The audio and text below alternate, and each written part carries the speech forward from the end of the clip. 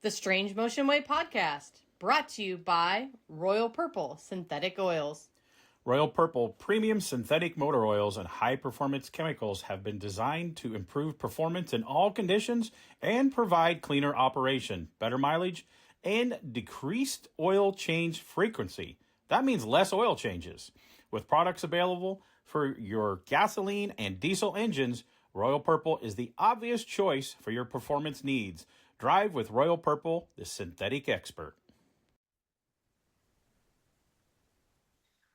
Okay, here we are for another episode of the Strange Motion Way podcast. I am your host, Tim Strange. Carrie is doing computer work for me because my Facebook accounts all got hacked away from me today. So we have a great guest here tonight. So sometimes when we pick people on the podcast, I'm just kind of selfish and I invite people that I just want to talk to and get their story out. This week, we're talking to one of my personal hot rod heroes.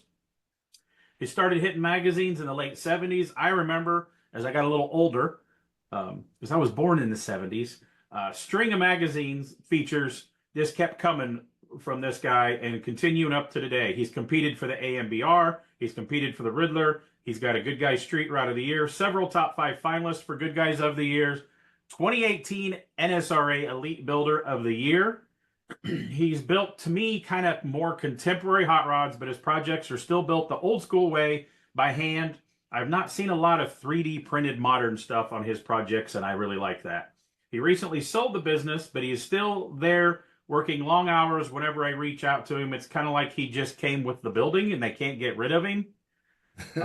There was one quote I found online by looking up this lead-in info. Says he will work on anything as long as it's not a lead sled. I did not know that about him, so we'll get to that eventually. So welcome, Midwest hot rod legend Dale Boesch.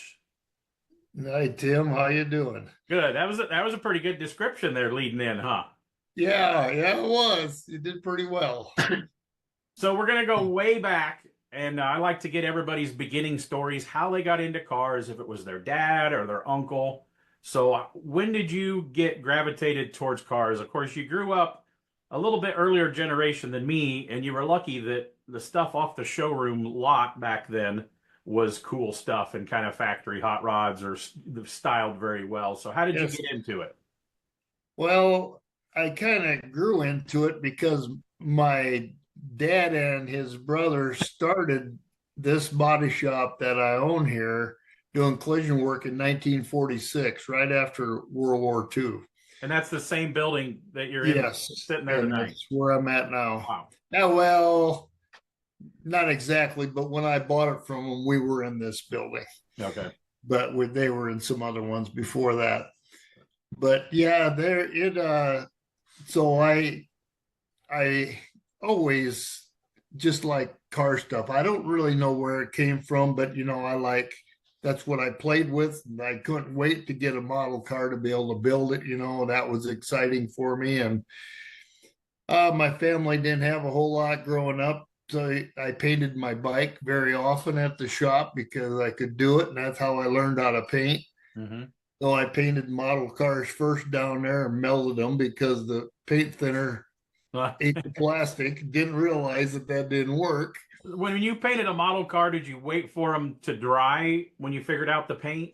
My problem was I started putting together them too fast and fingerprinted them because the paint wasn't all set up. That was my problem. I didn't want to wait. I left them dry. But they back then, they always used DuPont paint from day one, and they used lacquer paint on everything. Well, that lacquer thinner that was in there didn't work very well. Then I figured out they also had this Dulux paint, the enamel, straight enamel. Well, you could paint with there and it didn't melt the plastic. Mm-hmm. But that I just kind of grew up around it, and my dad wasn't really big into hot rod cars. He just fixed dents in cars, that's what they did. Well, when I was growing up, probably I'd say from age 10 on, I hung around the shop probably more than I did earlier. When you were 10 years old, about what year was this when you were 10? When I was 10, it had been 1961. Okay. And I'm 73 now. We're going to be pretty quick here. So but occasionally, in the 50s and 60s, these customers would come to my dad. It was, we were the only shop in town here. It's a small town, 800 people. And they'd come to him, and they'd want him to take the door handles off and the emblems off, and maybe lead the hood in or whatever, because my dad was very good at lead and stuff because that's all they had.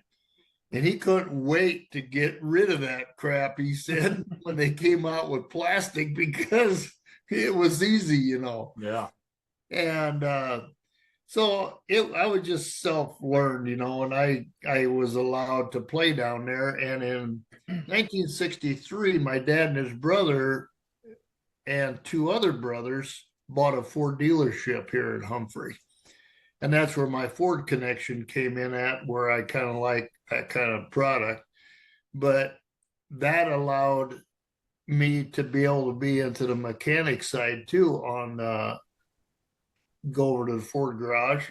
I worked there every day after school and whenever from when I was a real young kid, because that's just where I hung out every day. I just liked it being down there, and once I got a driver's license, I messed around down there every weekend. I worked down there and I worked for the Ford dealership. When you got your driver's license, what was the first car you were driving when you got your driver's license? When I got my driver's license, it was my mother and dad's car. They had a 57 Mercury Turnpike Cruiser. Ooh. It was a real tire burner. It was very fun to learn with. I enjoyed that car very much. It was a 4-door hardtop, all black, but it had the cruiser skirts on it and everything, and that's what I drove, Cool. because they never allowed me to spend any money on a car or to own a car because, we didn't have money and they wanted me to save that for college. So I never had a car. I borrowed my mom's car all through high school. And when I graduated, my dad, I have a sister 4 years older than me, and she had a car that he had bought her to go to college with. Well, he called her up and said, well, Dale needs a car now, so you got to give that one back. And they were just borrowing it. And then he gave it to me. Well, after I knocked the transmission out of it about 4 times, it was a 58 Ford Custom 300. And it has 3-speed overdrive in it. And it didn't hold up very well to hard second gear shifting. So finally one day I told him I wanted to put a 4-speed in it because them transmissions aren't no good, and he said, you're going to do that, you got to buy it. Well, that was that first summer yet, right after school before I started college. And so I bought a 351 Cleveland 4-barrel 4-speed in 1970. These cars just came out. And I went over to the salvage yard real close to Humphrey and to pick one up, pick the motor up that I bought, and I walked right by it. I didn't know what that motor was. Never seen a Cleveland before. So I went back in and asked him, well, where's the motor at? He said, sitting right there. I said, what's that motor? And he told me and stuff. And I said, oh, okay. So I loaded it up. I brought it back over here. Nobody at the Ford dealership had seen one yet either. So it was just really an odd motor that nobody knew nothing about. Well, it worked real well. And it was very fun in that 58 Ford because that car had factory 411 gears in the rear end because it was an overdrive. Nice. So, yeah, it was a very fun car for me. I had the car for... How many tickets did you get? A few. Most of them were over 100 though. That was the problem. Oh wow. But it was very, very fun car, and in the 2.5 years that I owned it, I painted the car a different color 3 different times. When I got the car from is that dad, so the cops wouldn't know that color of car was coming, and to keep all the cops knew who to look for, so you changed the color real quick on it? I'd see something I like more, and it's like, oh man, I gotta have that. First I painted a car all yellow.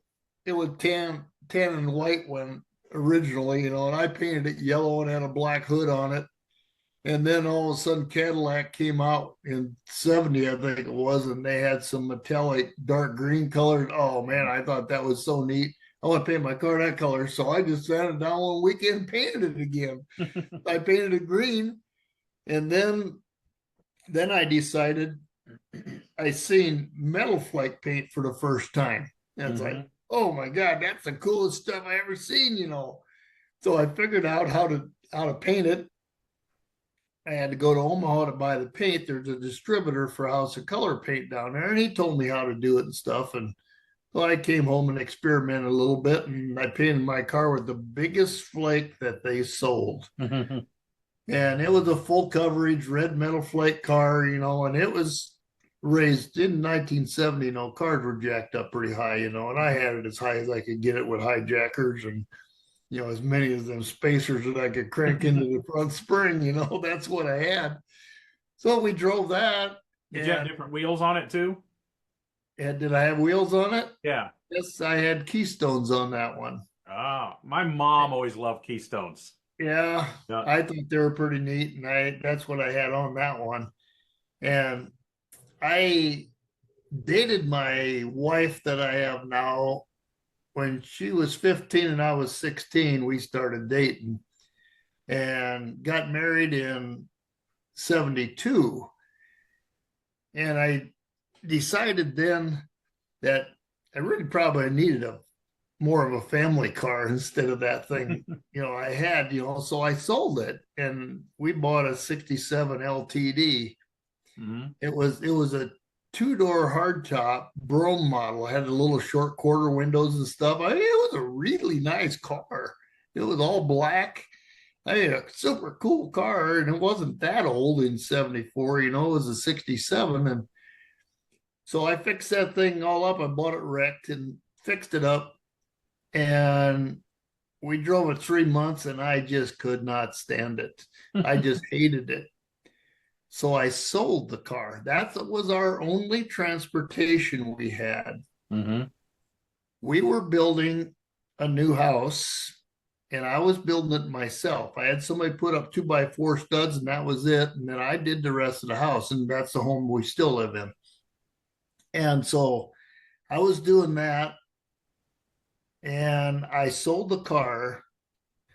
Well, I needed the money to fix up what I bought because I went to the local town next door, and the farmer out in his trees had a 57 Ford Custom 300 two-door post. And I picked that up from him for $25 and drug it back to Humphrey. There was no motor in it. It was a 6-cylinder car, and I drug it back to Humphrey. And so I would go to work for my dad at the dealership.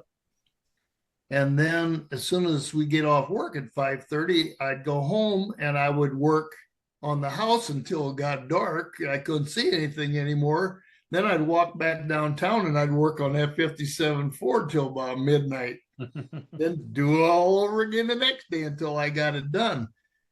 And it was a very fun car. It got me my first magazine features. It was black with flames on it, and it had the gasser stance. It was way up in the air. The rear end was mounted underneath the leaf springs, and they were re-arched in the front. I didn't have a dropped axle, but I used the ball joint extenders.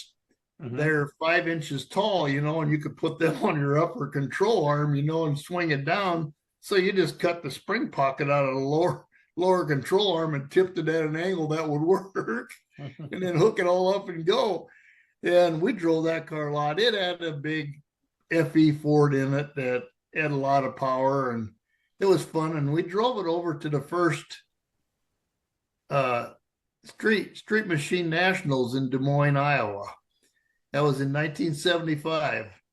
They had their very first one over there. And well, we went to it, and it was my first big outing of going to a car show that wasn't 10-20 miles away.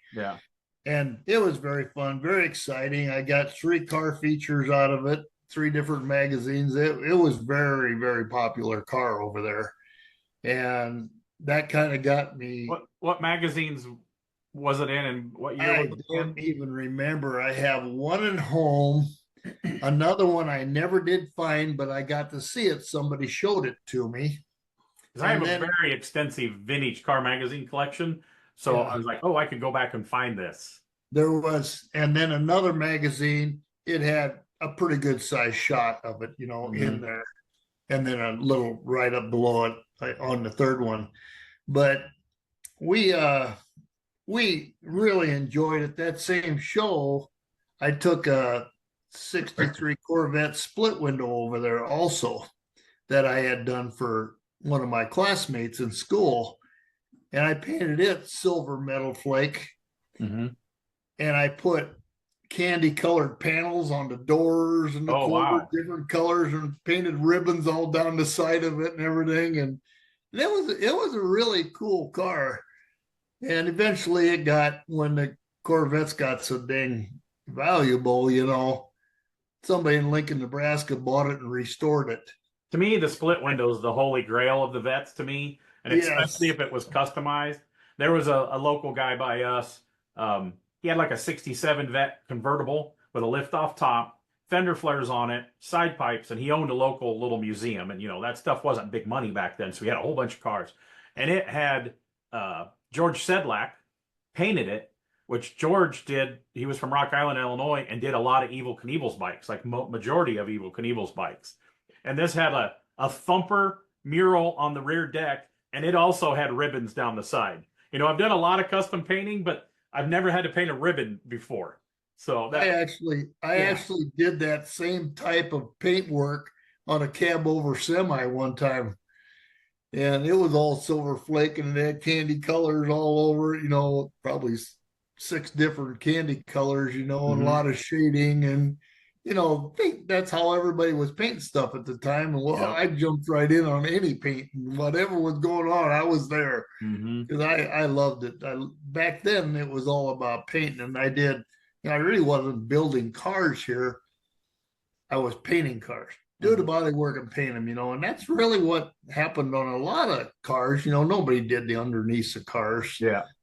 On my 57 Ford, most people, local people, really remember me very much with it because I did paint the rear end and stuff all up in that car real nice. And I painted the whole center of the 9-inch pumpkin in the back. That was a happy face. Yeah. Remember how popular those yellow happy faces were? Yeah. Well, I had a whole pumpkin. It was a yellow happy face on the back of my car, and that thing hung down 2 foot below the rear bumper. You couldn't miss it. Yeah. Yeah, everybody remembers that car by that, not by what the car was, but it was fun. And I enjoyed driving and having fun with my stuff, and I did plenty of that back then. But I just grew up and I practiced and did whatever in the shop. My dad was pretty open to letting me do anything I wanted to do, and once I got my own car, well, shit, I didn't even have to pay for paint. I mean, he covered that for me, and so shit, even though I painted my car 3 times, I never had to pay for anything. I never had to pay for sandpaper or nothing. He just allowed me to do it in the shop. So, but paint wasn't nearly as expensive as it is now. At that time, my dad was painting complete cars for $100. Oh, when man. I first was working for him down there, it was $60 to paint a car, sand it down and paint it, and it had all been enamel. My dad, when I painted that 58 Ford I told you about, or I put that red metal flake paint on it. They taught me, I got all the instructions on what to do. They talked me out of sanding and buffing the last coat because they said I would ruin it. They never sanded or buffed anything in their life. You sprayed it, and that's what went out the door. Well, I didn't know any different. That's the only thing I ever did was work there, So, I sanded the thing down after you had like 50 coats of clear on it, got it all nice and smooth and everything, and put on three more coats of lacquer and then just buffed it. Mm-hmm. I never did sand it because I was scared to do that. Yeah. I never did that until a couple cars later when I found out maybe that is a thing to do and it worked. Yeah. But you're using mostly just all lacquer at this time. Yeah, oh yes, definitely. Yeah, when I started in the body shops, when I was like 16, I mean, I helped my dad do stuff, and we did farm trucks with Centauri, the acrylic enamel. That was my dad's dream paint. Yeah. When I started at the local body shop that they were known for Corvettes and Concours and custom painting vets and stuff, that time we were just switching the vets from all lacquer to lacquer base with a urethane clear that R&M made, 2K urethane clear on it. And it worked great, long as you never got a chip, because then it would just come off with an air hose. It didn't really stick together, but I mean, we did a lot of cars that way back then. Yeah. No, I was pretty diehard to follow the rules on painting from day one. Mm-hmm. And we still use, now it's Exalta paint, but we still use that paint product. And so we've been using that paint product since 1946 from them. And I always followed the rules, you use this and this additive and do that. And, when they came out with the activators for the Centauri paint, the hardeners to put in it, that ended up being really good paint. Yeah. Yeah. Before that, it sucked. Yeah. You painted a Fender silver on a car. 6 months later, it was chalky. Yeah, and I remember my dad would always, because we'd paint farm trucks, and then we'd use the activator, and then because he did everything in that 2-stall garage, changed oils and everything, so we always had to get the fisheye eliminator. And I remember there were little capsules that looked like the fish oil pills that I take now every day. It was about that same. You'd poke a hole in it and squeeze it in to the paint and mix it up. Plenty of them. Yeah. It was totally like that just hit me now. It was like totally like the fish oil pills. Oh my. Yeah, we used a lot of that stuff because fish eyes were a big problem. Yeah. Yeah, they didn't clean cars and do near what you do on things today, but I was fortunate in that I was able to have a place to practice and to try stuff, and I turned my younger brother, Craig, I think you've met him already. Mm-hmm. He's about 10 years younger than me. He has a Cougar. When he was younger, I brought his bike down to the shop one day and cut the front forks on it and extended them way out, and I painted it like a flag. It was red, white, and blue, and painted that thing all up, man. He thought he was king, to ride that bike around town. And he drives that Cougar now, and he still thinks he's a little king. He thinks he's a little that way too. Oh my! I'll tell you what, he's a real tester. He's fun. He's a lot of fun. Craig is, and loves that car. That's the car that he took that my younger sister had. And then she got married, didn't need a car anymore. So then Dad took it back from her and gave it to Craig. And Craig drove it to college. And then it came time, we kind of fixed it up, me and him did, before he left for college with it. And it was black. It had a lime green stripe on it and neat wheels and stuff like that. But then after a lot of years and a lot of torture on the Cougar, it was really used up and the rust just killed it. Mm-hmm. And we started on fixing it and quit and bought a car out of California and built that one instead. Yeah, people in the South, and now that I live in Tennessee, of course, I grew up in Northern Illinois, and California people and stuff, they have no idea how bad cars rusted. Like Nebraska, where I was in Illinois, Iowa, all that, man. Yeah, I seen somebody post a C10 they were starting to cut on. They wanted to throw the cab away. And somebody at Fab Shop in California was like, man, that's a Midwest truck. I can just tell by where it's rusted. Yeah. Because, we still have a collision shop here, so we're still fixing wrecked cars. And we try to stay away from doing rust repair and that kind of stuff. But, you get a local farm truck in here, semi in here. We don't do tractors anymore. I used to, but we don't do that anymore. But yeah, over the years, I had the shop here. I bought it from my dad then in 1978. And we I owned it for 45 years doing business here, and I always had, two, sometimes three employees. I was very fortunate to have really good help my entire time. Everybody that's ever worked for me is still a really good friend, and I really enjoyed the guys that I had work for me, and they all ended up being really good body men, because I was a little bit particular and made sure everybody looked good, and so we have a huge customer base for the collision industry, and we'll never give up the collision work because of that. We never advertise, we don't do anything, and it just keeps rolling in the door every day and every day and every day. So that's really good. The hot rod industry has changed so much, where I went from, doing basically paint jobs, and I started getting in because of the cars that I have built for myself. I got customers that wanted that same thing done. Mm-hmm. And I built myself some nice cars. So, those kind of cars take a while to do. And I was running a shop doing collision work and building hot rods. Mm-hmm.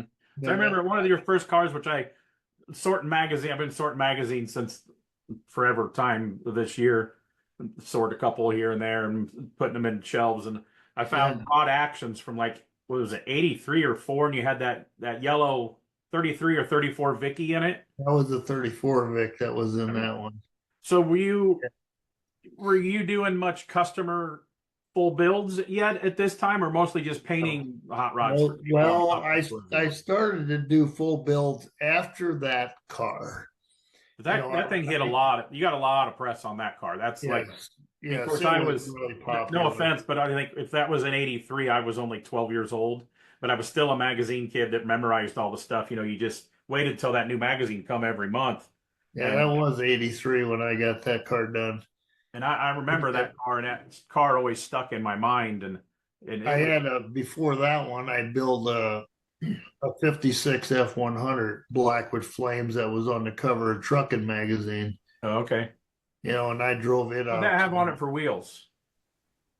True spoke wires. I think I have a magazine for. I think that I should look at that. My dad gave me, his wish list that he pulled out of magazines and stuff and just put stuff in, or snapshots he's seen.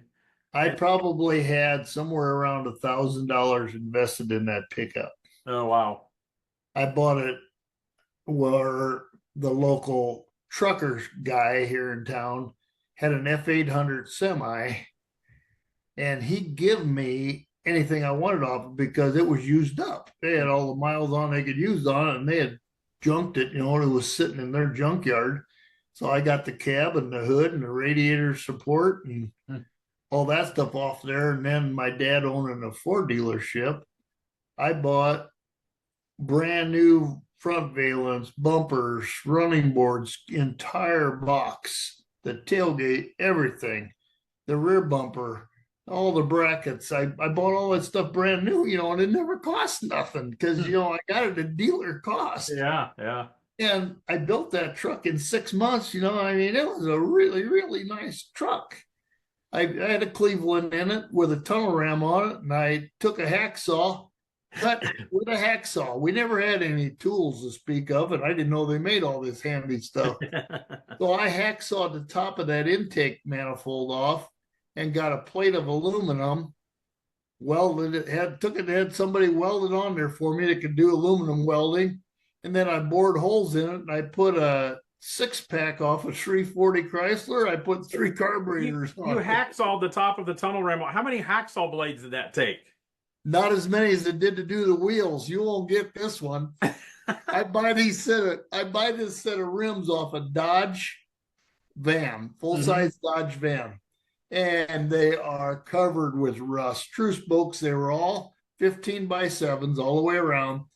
And they were just covered with rust, Well, he took them off because they wouldn't hold air anymore. Couldn't get them to hold air around the spokes, they leaked. So they were sitting outside in his yard. They were just laying there in a pile, and I went by and I bought them from him for $50. I took them down to the shop, and I cleaned them all up with steel wool, and where the rust had eaten all the chrome off around some of the nuts and stuff by the rim. I put silver paint on all of them. And this is the way this thing was on the cover of the magazine. I had done all that stuff. I went to the first F100 Nationals. I drove it to Reno, Nevada, and got second place out there with it. Wow. It was a nice truck. But them wheels, I had them on there. The back ones, I needed some wider than 7-inch rims. So I hacksawed the rim in half. I marked it. I bolted the wheel up to my dad's brake lathe. And then I marked where I could cut it, and then I'd hold a hacksaw and I'd spin it on the brake lathe, and I could get it to cut down through and make a pretty straight cut on it. Well, then I just went back in his tire room, the Ford garage back there, rims all over, heck, and used tires, and I grabbed a set of wheels, put them on there, cut another half off of another one, and I ended up with some 15-inch wide true spoke wire wheel. I welded the two wheels together that I hacksawed apart. That's dedication. I put them together right spot welded. All we had was a stick welder. We had a stick welder and a torch. That's what they used, and so that's what I learned how to weld with. So I put a spot on and turn it till I got the thing to run good. Shit, I drove it all the way to Nevada with them rims on there, and put some silicone over the weld on the inside so it didn't leak, and I just put a big wad of silicone down around the center where them spokes were leaking for that other guy, and that's what was on the cover of the magazine. I bought some tires. I heard you could go to Omaha, and there was a guy down there who bought old Indy car tires from the Indianapolis 500, used tires. So I went down there. Yeah, you have these Firestone Indy tires. I don't know what they were. They weren't blue line or red lines. They were rain tires. I remember that. But, they were great big wide tires, and they fit right on them 15-inch rims, and shit, those are the tires I drove. You could do a burnout with that truck and it would not make a mark. Them tires were so hard.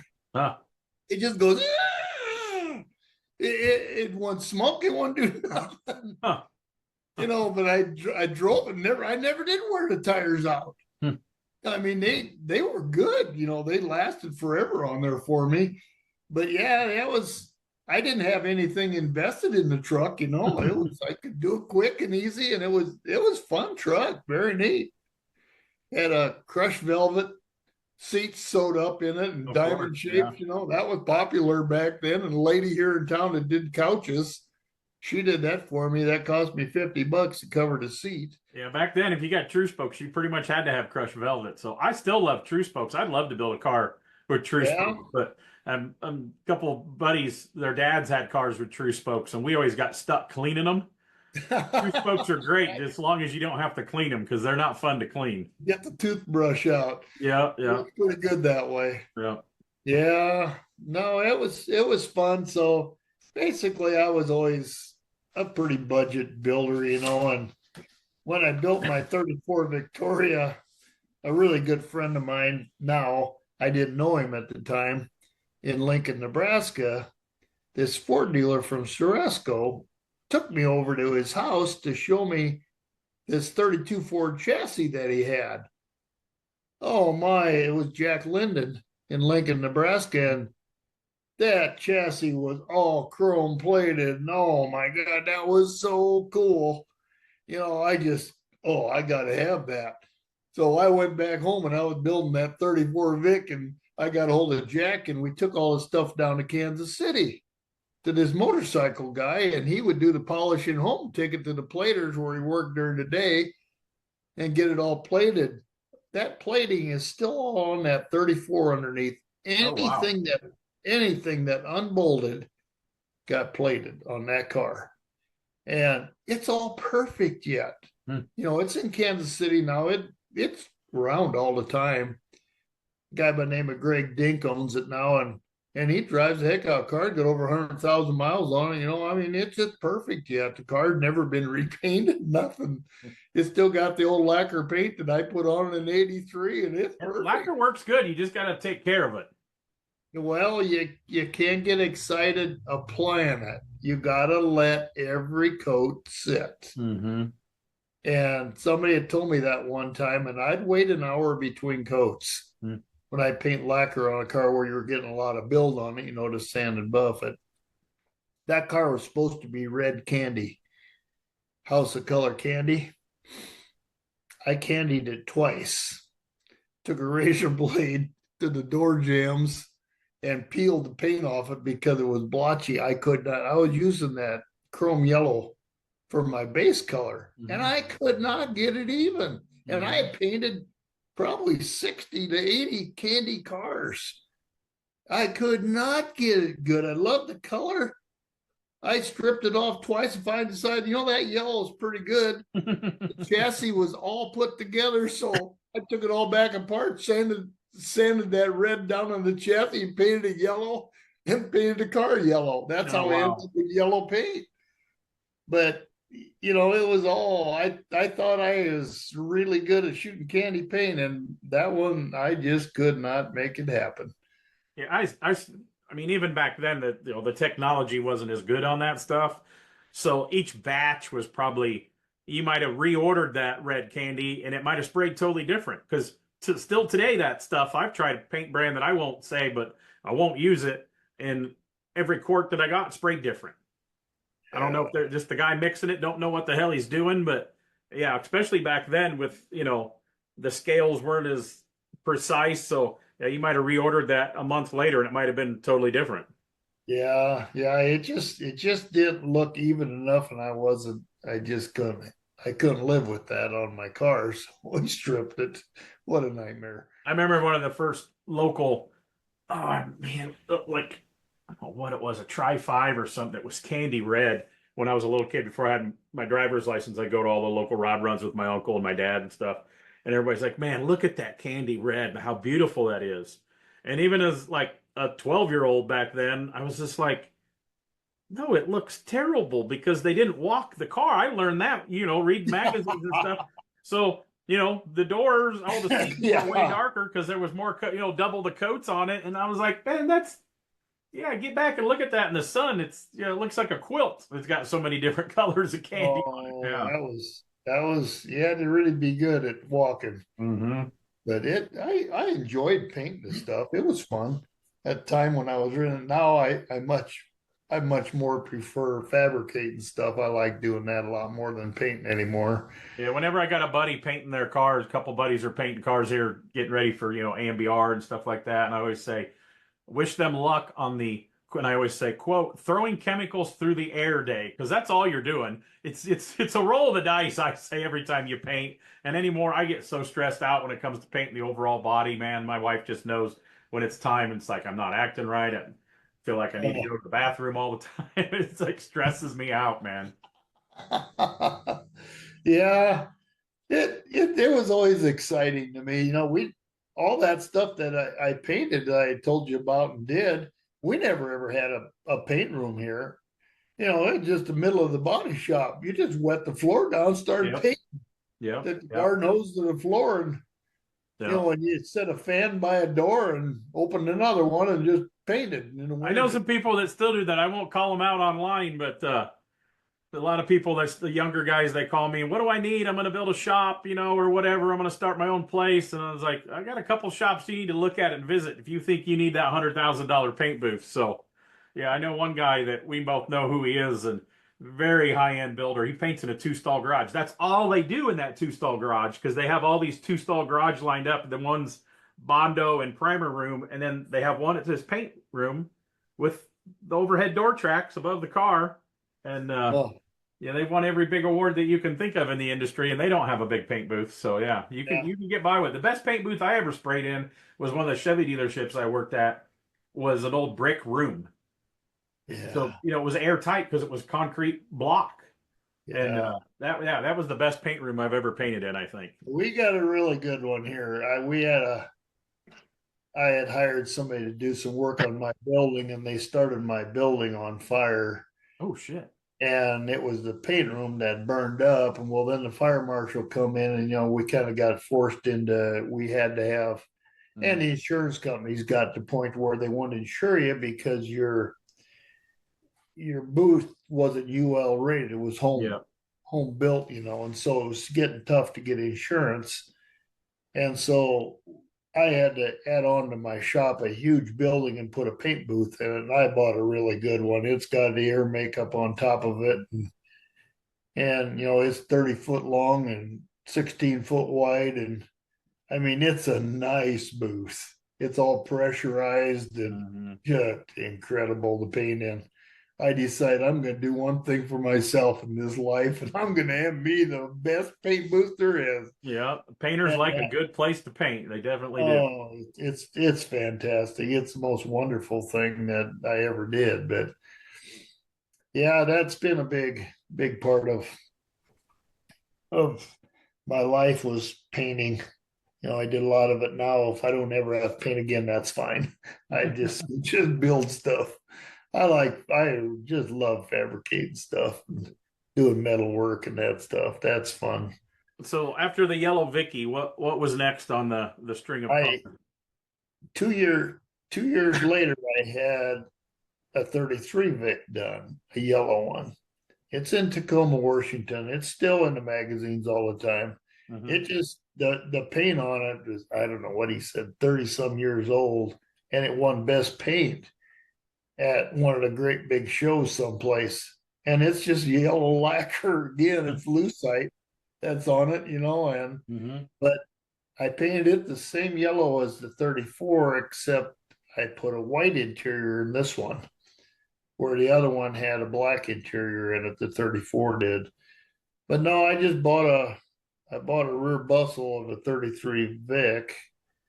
I found from the doors back, I found that, and I used the two-door doors, and car was just junk, but I bought it and I could fix it. And I built that car.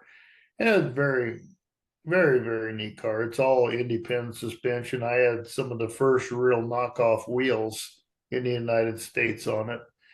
I seen a set of rims that Boyd put on a car, and oh man, I just thought that was everything. Them real knockoffs, I got to have them.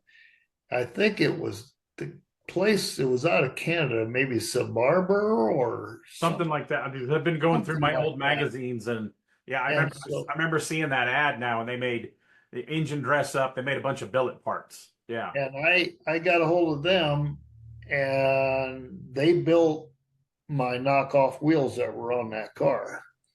Well, down the road, after I sold it right away, I didn't own the car, not even a month.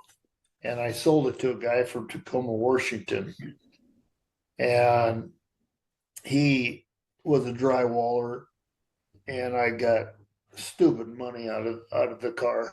I was fortunate I did that on every car of my own, and made it very easy to build the next one. You're slowly starting to scrunch down, and I can't see part of your face. Can you move your camera or sit up? You can. Yeah, you can move. Yeah, we're in it again now. Are you good? That's a lot better. Yeah, there you go.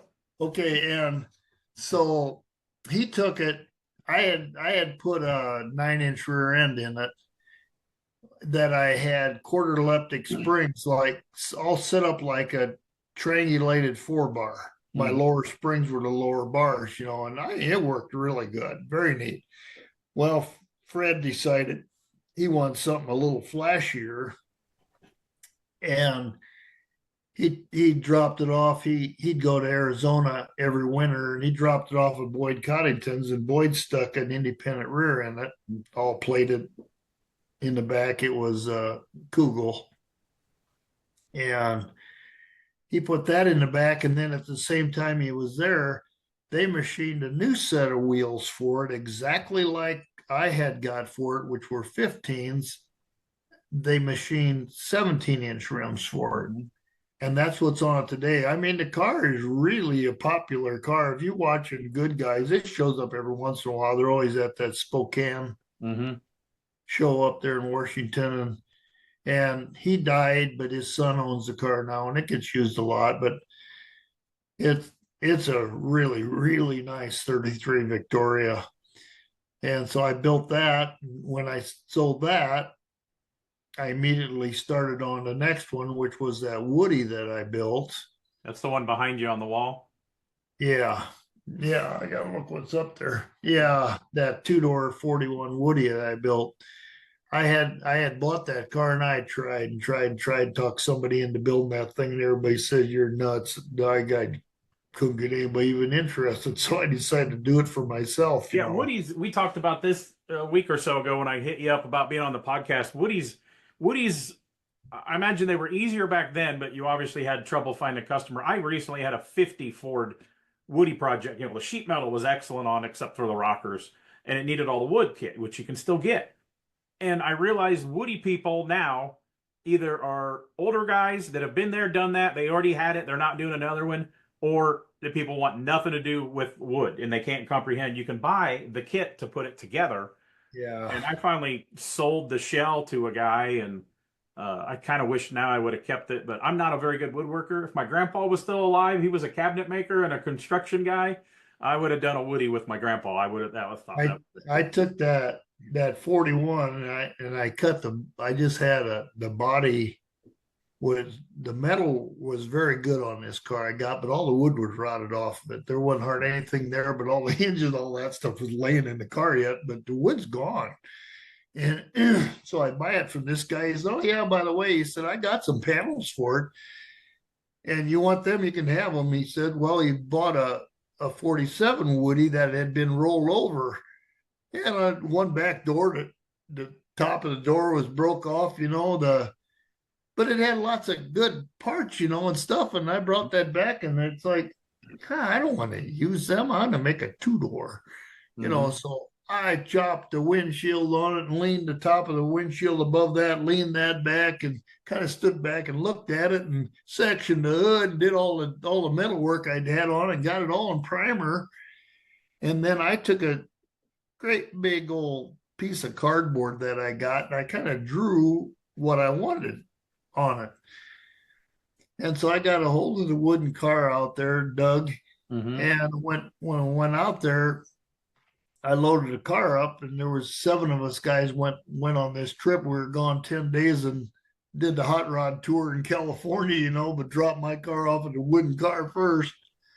And Doug laid this cardboard pattern. It was very well detailed. He laid it on the floor, and he built my sides right on top of that cardboard. That's what he used for the pattern. And I had all this curved wood and everything on it. And it's like everybody looked at my car when it was done. It's like, "Oh, I didn't know you could curve wood, I said, "What, you just cut that part of the chunk out of it, cut it curved." Oh, it's like, it ain't that hard. Just cut what you want. And I really enjoyed the car. I still feel that it was probably one of the most exciting cars I've ever had. Very, very fun to drive and show. And it was exciting. The most work I ever put into a car is the one that I have right now, the 34 Cabriolet, because I hand fabricated that body. There's very little of that body is 34 Ford. The majority of it I just made. We're jumping ahead you're jumping out of order to get to that black car. Because you did after that Woody.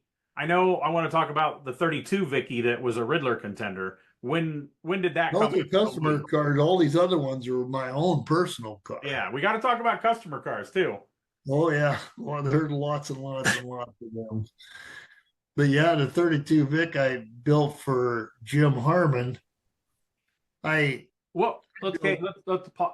remember that car, but what was your first? We're talking about your cars that got a lot of press and stuff. What was your first big customer car that you were just hired to do? Was it that 32 Vicky, or was there something that not thinking? I got to look here. I made a few notes.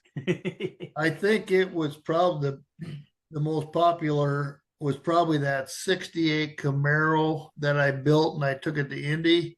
That was the first time I met you. You were down there at that show. Orange it was one? the first Straight Machine Nationals. Okay. That That was was before the yellow 32?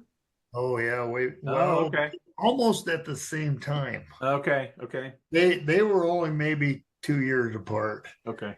They were real close, but that orange Camaro, there weren't any pro touring cars then yet. Yeah.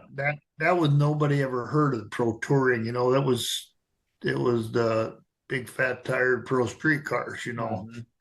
And they had the big Did you pro. ever build any pro street cars? No, I never did. Well, yeah, I did too. I did that. I did a 40 Ford sedan delivery, which I made a hatch door on the rear door and sectioned the body and put long two-door doors on it and slanted the post. And it was Mhm. a yellow one. It was in quite a few magazines. It had a 514 big block Ford in it with a tunnel rim, and I just had a bug catcher on top of the carburetors that stuck about halfway out of the hood. Mhm. Made a big tunnel and went down to it. It was a very, very cool car. It's sitting in a garage in Omaha, Nebraska. I think it's been sitting in this guy's garage now with no motor in it, 30 years or better. Wow. Yeah, that was the only pro street car I ever built. Well, no, kind of. I did paint work and body work on a couple of them. I didn't build them, but did the finish work on them, which I did a lot of that over the years. The guys would build their own car and then I'd Mhm. paint it and So about do what year was the it. orange Camaro? What year was that out? Hey, it was 97 or 98, 99, right in that era. Is that about the same time you built your orange Ford driver truck? Yeah, that truck was brand new. Okay. That was 97. That was 3 months old. It was rolled over. I bought it and did that to it. And I just sold it here about 3 months ago. Yeah, you had it at the Street Rod Nats, and we were hanging out in the parking lot. Not this last year, but I think the year before you drove it down.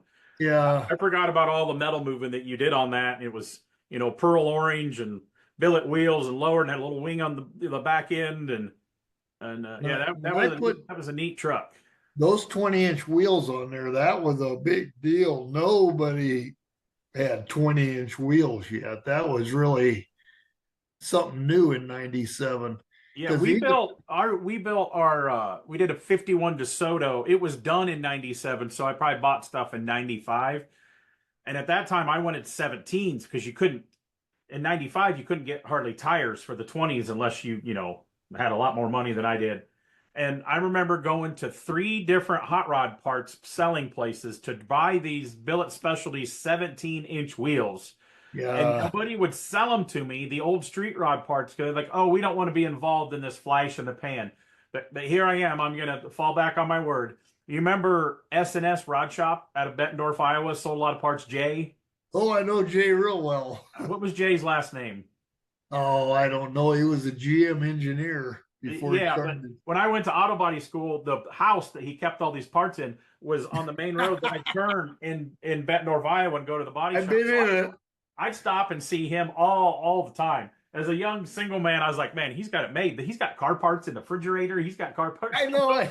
Yeah. But They're he everywhere. finally sold me those wheels, and he goes, you got to promise not to tell anybody. And here I'm breaking my promise, but it's been a long time. And where those wheels came from. Because he goes, I don't want associated. All his customers back then were buying the 5-spoke Americans and all that, and maybe some center lights and some weld wheels. And he goes, I don't want people to know that I sell flash in the pan parts.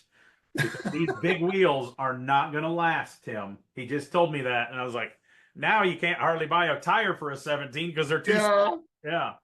Well, when I did the 32 Vic, the rear tires on that one were 18s, and I had Chip Foose was working for Boyd at the time, and I went through Chip and I told him I wanted some Americans that had curved spokes, and so they built them, and Dick Brogdon was working out there at the time, and Dick I knew, he was a good friend of mine because Dick's son was a machinist there for a while. Was he being a machinist there yet at that time? Do you remember? I don't know. I really don't know, but Dick took that job when I didn't. Boyd called me, and I went out there and decided I wanted to stay here. I didn't want to move out there. What year was that you went out and visited Boyd? And Well, let's see. I had owned the shop. It must have been 80. It was in the early 80s because I hadn't had my shop here very long. mm-hmm. I So we got early on in my career when we started going to big events, I got a pros pick from him at a show in 2000, 2001 and talked to him, always seen him at events in SEMA. And he told me, I never made the trip out there to visit. I was a Midwest poor. I never traveled that far to go to California until we got invited to go to Blackie's show. So I never made it to Boyd's shop. But he always said, he goes, you have a standing job offer. If you ever want to move to California, he goes, I'll put you in the shop. And I never did. I almost went to Posey's. I interviewed with Posey's and almost moved to Pennsylvania one time. Oh, man. Yeah. I would have done that. But I was always a really good friend with Boyd. And so he ended up taking my wheels. He kind of stepped on my toes. Mm-hmm.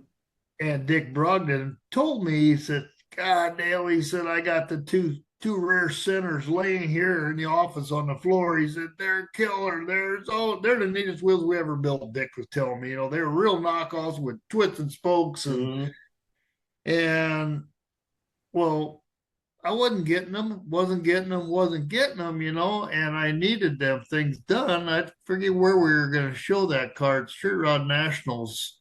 I think it was in Louisville that year. And we were going to take the car there, for first time out. And I was afraid I wasn't getting my wheels. Wasn't getting them. Well, guess what? The show in Indy was before that. And guess where my wheels are? On that 57 convertible that Boyd built. Oh, the Boyd Air. Has my wheels on it. Oh, okay. And I went, Boyd, what the hell? Those are my rims. Don't worry, I'll have yours done. I'll have yours done in time. Well, he took my design and put them on his car. Yeah. And then he got mine done and got them to me. But at that time, 20-inch rims, they weren't around yet. Mm-hmm. And I got some 18-inch tires out of Germany. I got a lead from somebody to call this guy at Goodyear, and they can hook you up, and you can get these. They'll import them, and so they shipped me tires from Germany for the back of that 32. And Boyd made the 18-inch wheels, which was really a big deal. Mm-hmm. Because you couldn't get any tires that had any sidewall on them and no width on them in 18s. They had a few out, but they were all the little front ones. That's all that was available. So we were pretty fortunate, to get it. But I was always a good friend with Boyd, and I appreciate everything he did, and he did a lot for the sport. And, oh yeah, very talented guy. So on that 32 Vicky. On the internet's getting a little weird. I think it's okay now. Talk about everything that you did on that. So you ended up not debuting that at the Street Rod Nationals, right? Because you debuted that at Detroit. No. We took it to Riddler first. Yeah. Okay. But at that time, Tim, I didn't know what the Riddler was. I never heard of it. Had no idea what the show was. And I built this car for Jim Harmon. That's what he wanted, and that's what I built him, And he kind of gave me free rein on building cars for him. I built 13 cars for this guy, and he didn't care what I did because he was going to sell them. He flipped every car I sold. It didn't matter. He was going to sell it.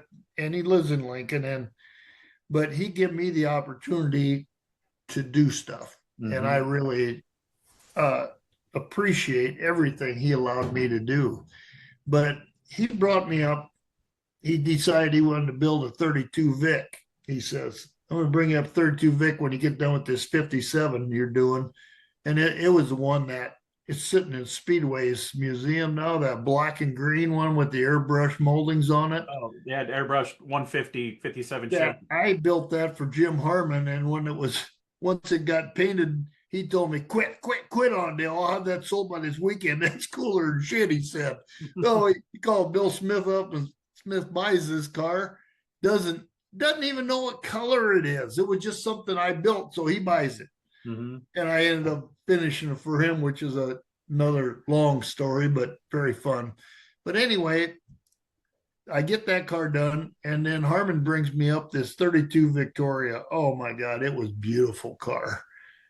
And I looked at that car. I says, geez, I don't want something like that. Can't you find me something? I said, I don't need that kind of car for what I want to build. Well, what do you want? I said, can you just find me a rear bustle? I said, as long as it's got the belt line in it from there down to back. That's all I want. Well, let me look. He calls me back the next day and says, yeah, I bought one down in Kansas from this guy that's got all the deuces down there. He had a rear bustle. So he brought me up. I told him what I wanted. He brought me up a rear bustle, two-door doors, and a 4-door cowl. Mm-hmm. Well, after I got done butchering the doors up, I threw them away completely. And me and my oldest son, Dustin, Dustin's a very good designer, really, really good designer. I like working with him, and I still talk about stuff with him when I got ideas. Mm-hmm. We were at Street Rod Nationals, and we sat on the curb and watched cars come in. It's before I started on this car. And I had the bustle here and them parts, and just kept watching cars go by. And pretty soon, a 46 Chevy 4-door sedan drove by. I said, that's it right there. That's what I want. Maybe it was a 41 Chevy 4-door sedan.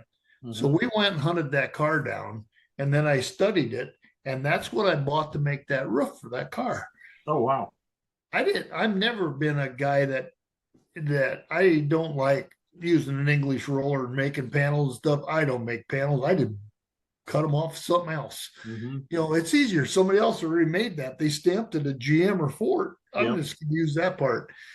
And so I used the rear half of the quarter windows, the front half of the rear door to make the quarter windows. And, you know, and that's how I made everything, the doors and all. I just handmade the doors from that down on it. Mm-hmm. To get the length I wanted, and I made the whole cowl. I just hand formed all the parts on it, made the hood, and it was a pretty major undertaking for me. It was the first major hand formed car, you know, where I had to make all the parts on it and stuff. But very, very fun car, you know. And Jim had access to get this LT5 motors, the dual overhead cam Corvette motor they had. So he picks this thing up, and we never tore it apart. Well, put it in the car, and I built around it and everything. It had the transmission and everything. Here we found out in the end, the motor was junk. Mm. And it was a GM test motor. We had to buy a new block and everything for it. I mean, it was really bad. So, but we had it already built for the car. And so what'd you do with the bad motor? Did you make a coffee table out of it or something? Yeah, well, Jim kept it. I don't know what he ever did with it down there, but yeah, he still had it. But the only guy that knew anything about the motors was Lincolnfelder. So we just had Lincolnfelder build that motor for us, you know, and so I don't really know what he put for cams in it, if he changed them or whatever, but the car really run good, and it was fun to drive, man. Really fun. And Jim flipped it right away. You know, he didn't keep it. He just sold it and went to a guy in Florida, and that guy put it in his car collection with all his Ferraris and Lamborghinis and all that stuff, and really never used it. Internet here, I don't know, within the last year, I remember sending you a picture that maybe it was just out at an event, or was it for sale again or something? I don't know. It's for sale. Okay. I don't know if the guy sold it or not, but a car flipper has it right now on his car lot, and it is for sale right now down there. And that thing had curved windshield in it too, right? Yeah. Yeah, I used a 73 Chevy pickup windshield because it had very minor curve in it, and then just cut the chunk out of it and built the car around the windshield. Do you cut your own glass too? Oh yeah. Yeah, I'm not good. Glass doesn't like me. I have to have a good glass guy. And what you need is a good. Was it? Say what? You need a good glass cutter. Yeah. If you don't have a sharp cutter, it's not going to work. Yeah. And then it had independent front and it had independent back too, right? Yeah. Yeah, we got all that stuff from Kugel. Mm-hmm. And then I built the frame for it and put it all together and everything the way we wanted it. And That was killer car. And Beautiful car. it was very, very fun to build. Very And that did not win the Riddler, though, did it? No, go back to that story, like I told you, I never heard what this was. I built this car for Jim. He had it at home for about a month and a half. And he calls me up. He says, Dale, he says, somebody was just in here looking at the car and says, we ought to take that up to Detroit. He says, there's a car show up there that pays $10,000 to win. He said, I think you can win it with that. Mm-hmm. And so Jim says, you want to go on? I think I'm going to go up there. You want to go along? I says, where's that? He said, Detroit. Well, yeah, I'll ride along up there, And so we're hunting up. We needed a display for it. So we went to the local Chevy dealer in Omaha, H&H Chevrolet down there, and they had one of them. Remember those chrome round tube displays where you parked the car on and it kind of had a twist? Yep. They had one of them on their show floor, and Jim talked them into letting us use it for a weekend. Yeah. They rolled their Corvette off of it on their show floor, and we loaded it up, took it up there. Well, shit, it took us, I don't know, maybe 2 hours to set up. We got the car all set up there. Well, hell, we cleaned it at home, not clean enough. So it's sitting there right next to us is Ellen Johnson has Cooper's 34 Victoria there, the blue one that has the Chrysler Hemi in it, the 426 Hemi in it. Yeah. They're right next to us. And for 2 days, I watched them guys clean that car. I thought, what the hell are they doing under that car? There's 5 guys underneath that car all day long cleaning underneath that car. I couldn't believe what it was. So anyway, it ended up that we had the car that should win, but we got into grade 8 nonetheless. We were too late to register for the show. Because we just found out about it, didn't know, Yeah. So Jim calls up there and said, well, go ahead and send us pictures. Well, when they seen pictures of the car, they went crazy over it. No shit, we had the best spot in the show. They did say we had the absolute most primo spot you could get in Detroit. Yeah, we didn't end up winning. Our judging sheet, we had dust on the U-joints. Top of the transmission was all dirty. The fuzzy paint inside the hinge pockets, when you look in there with a flashlight, Yeah. And I looked at that and I thought, what the hell am I doing up here? I like going to indoor car shows, but I hate showing at them. I don't like those stuff like that, but Jim, he didn't even keep the trophy from it. So he got this trophy. And we're walking back from the show. All he wanted was the $10,000, Yeah. And he didn't win, so he threw the trophy in one of the trash cans coming back from the deal. I picked it up, and the car on the top of it was a 37 Cabriolet, the car that won the year before. Mm-hmm. And Don, what's his name out there? Don's Hot Rods built it. Yeah, and I broke the top part of that trophy off of that hot rod because it was a cast thing, just cooler than shit. And I kept that, and I still have that part of that trophy. That's all I got. I didn't even I had no idea what the Riddler even was. Yeah. And, to this day, I have no desire to build a car to go there. It's not my kind of car. Yeah. I want to build something I can drive. Do you remember what won the Riddler that year? Yeah. A plastic 32 Roadster that had a theme of 3 circles. The black and red one. Yep. Yeah, that might have. I don't think that was the last fiberglass car. Maybe Tammy was her name. Tammy Raid with the gold 30 Vicky lift off top. That might have been the last glass car. That was the 3rd time that guy tried to win the Riddler. Well, he had it all down pat, and having a theme like 3 circles is a big deal. Beautiful car, but still I think it was a zipper body 32 with that curved windshield. Beautiful car, but not nearly the craftsmanship of a hand-built body. No. That Johnson car is incredible, too. Oh, yeah. And everybody thought me or him would win. And when they said what car it was, I didn't even know what car that was. We had to go look for it. Yeah.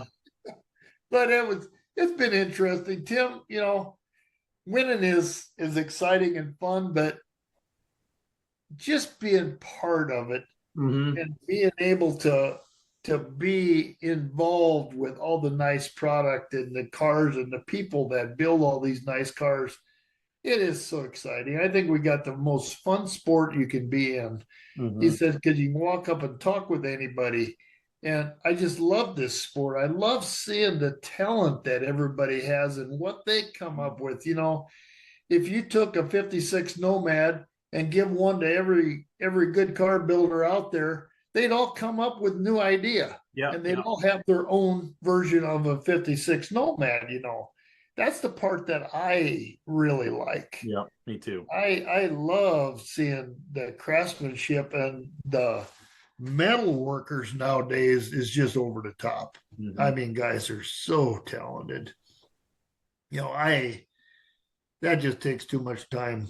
I have no desire to finish a car off, to that quality anymore. Did you ever do an AMBR? Oh yeah, you did. You did the 30. We'll get to that one. Yeah. Yeah. And we didn't plan on that one either. It just got done at the right time. Yeah. We missed that show too. We didn't register soon enough. If you realize how come we were parked way in the back corner, that's because we didn't get in there on time. And one of the judges is a good friend of mine from Omaha, Jim Carls. And I called Jim. I said, well, they told me they already have all 12 cars picked. And so, we can't get in. And Jim says, oh, well, I'm going out there this weekend. Let me go talk to him. And I don't remember what the guy's name was. But anyway, he got to see stuff. And Jim says, I'll guarantee it's a nice car. He says, you'll want this car. And so he said, all right. So he left us in there. Very interesting show. But so let's jump back after that yellow Vicky, the 32. What did you do after that before we get to that 36? Well, I built a 60s 40 Ford Coupe. Remember the copper sunset pearl 40 I built that had the white firewall, no hood. Mm-hmm. It had the tri-power carburetor and everything.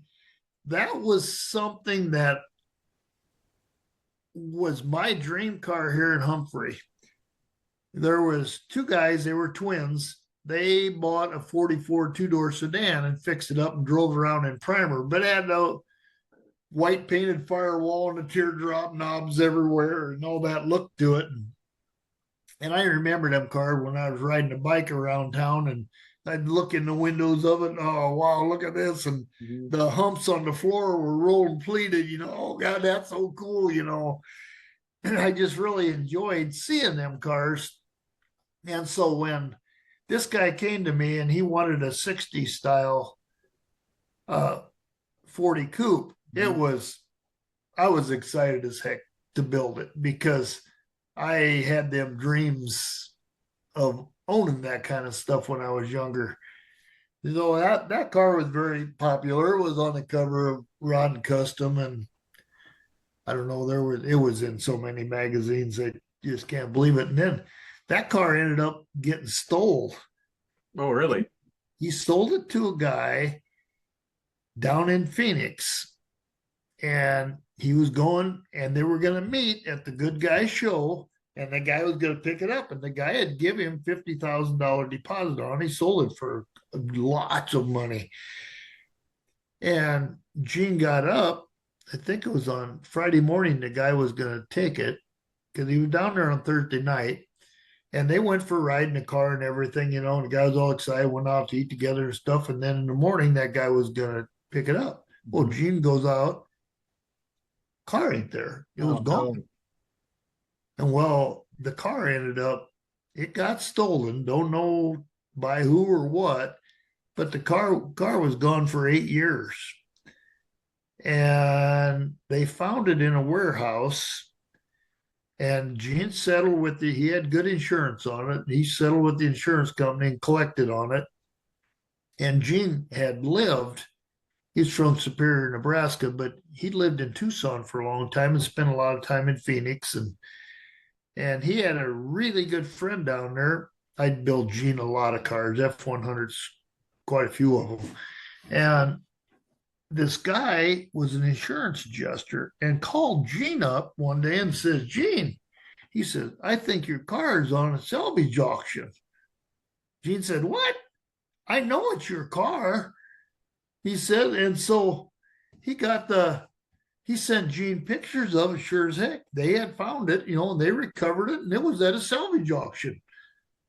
And so the tri-power intake and carburetors was missing off of it. The tachometer, they tried to get out of it, never got it out of there. And they took the wings off the wheels. It had 3-bar wings on the wheels, and they took them. Mm-hmm. But that was it. And this car was just dustier as shit. The inside was spotless, but the outside had dirt on it, thicker than heck. And Gene bought the car at a salvage auction. He says, it's sealed bids. So he calls me up and said, well, how much should I bid on it? I said, well, geez, Gene, look through Street Scene magazine. I says, can you find a 40 Ford that sold for more than $20,000? I says, that's all they bring. They don't bring money while you got out of your car. And so, oh God, I want the car though. I said, I want that car back. And so he bid 30,000 on it, and he got the car. Yeah. And brought it home. Well, then he decided, I had fitted the hood. I made a 40 Ford hood fit. All the body lines lined up on it. I sliced and diced it until it fit, and we never put that on the car, but we had it. So he wanted to put a hood back on it, and he wanted to change the rims to wide white walls. Mm-hmm. And put rubber running boards on it because I had white roll and pleated running boards on it. So he took all that stuff off and changed the car around a little bit, and then he drove it for a long time to a lot of car shows. And right now it ended up in Oregon. Gene passed away, and his car, he sold it right before he died to this guy up there, that somebody he knew. But that 40 Coupe, Josh Mishler shot pictures of it in Des Moines. Mm-hmm. And it was on the cover of, I think it was Super Rod magazine. And God, I'm thinking Rod and Custom, but don't get me. There's been so many magazine articles on these cars that I don't remember which one was which. But that was a very, very popular car too. That was fun. It brought my childhood back when I was younger, because those were the cars I looked at in the magazines and dreamed about. And, if I could just afford to have one of them, or, I know I could put one of them together, but mm-hmm. Yeah, it wasn't going to happen in my family. So, I had to wait until I was in college before I could get started. Mm-hmm. But it was, that car was very fun. And Gene kind of went along with anything I wanted to do on a car too. I had done so many for him that just fix me a neat car up again. That's all he'd say. So through the years, you had you've said 2 guys that you've built a lot of cars for. Did you have more? Which some of the guys, that's what Poteet did when he was alive. He funded a lot of cars for people, and it sounds like you had at least 2 of them. Well, a lot of the cars though I built were 1 or maybe 2 for somebody, but Jim Harmon was probably my biggest player. That he just build me something I can sell, and we'll sell it. Yeah. What else did you build for him? Do you want to tell the story about the 57 that Speedy Bill bought? You said it was a good story. Well, it's hilarious, really. He buys this. Jim says, "Okay, I sold it to Speedy. I'm going to take it over there today." No, not take it over. I still had the car. He said, "So Bill, it's Bill's now," he said. So I waited. Smith never called me. And the car's all painted, ain't rubbed out, but it's got clear on it. And he says, now mind you, this car, Tim, it's pretty crazy because it was a 210. And Harmon he didn't want to spend no money on nothing because he's just going to sell it, So low budget, all this stuff, And all right. Well, he didn't have any moldings for it. He didn't get any trim. And I says, what are we going to do? Well, just fill them holes. What the hell? It don't need no chrome on it. I says, oh, Jesus, some of them holes are bigger around your thumb down them quarter panels, And well, that's when this new bonding glue came out, So I said to him, I says, they say this stuff's pretty good. I've never used it, but what if I just made a little round circle of metal and just glued that on the back of every one of them holes and we'll just fill over them? Yeah, that's fine. That's fine. So we did that on this car. Yeah. Never heard a read through before. You take this car, and Speedway is the best place for that car. I hope it stays in there indoors forever. You take it out on a 100-degree day, you can see every hole down the side of that body. It just shows up big time, Pull it over to shade and they'll go away. But anyway, I paint this car, and on the quarter panel, it says, fuel injection is, where we made it like a Black Widow looking deal, and we airbrush molding 150 moldings on it and airbrush fuel injection on the quarter panel. Finally, after a month, I never heard nothing, so I called Bill up. I said, well, I heard that you bought this car. I said, what do you want to do with it? Well, finish it. I says, okay. So it's a long ways from done yet. Yeah, I know. He says, just finish it. I said, well, how do you want me to finish it? Well, just like you were gonna. I said, oh, okay. I said, what kind of fuel injection you want to put on it?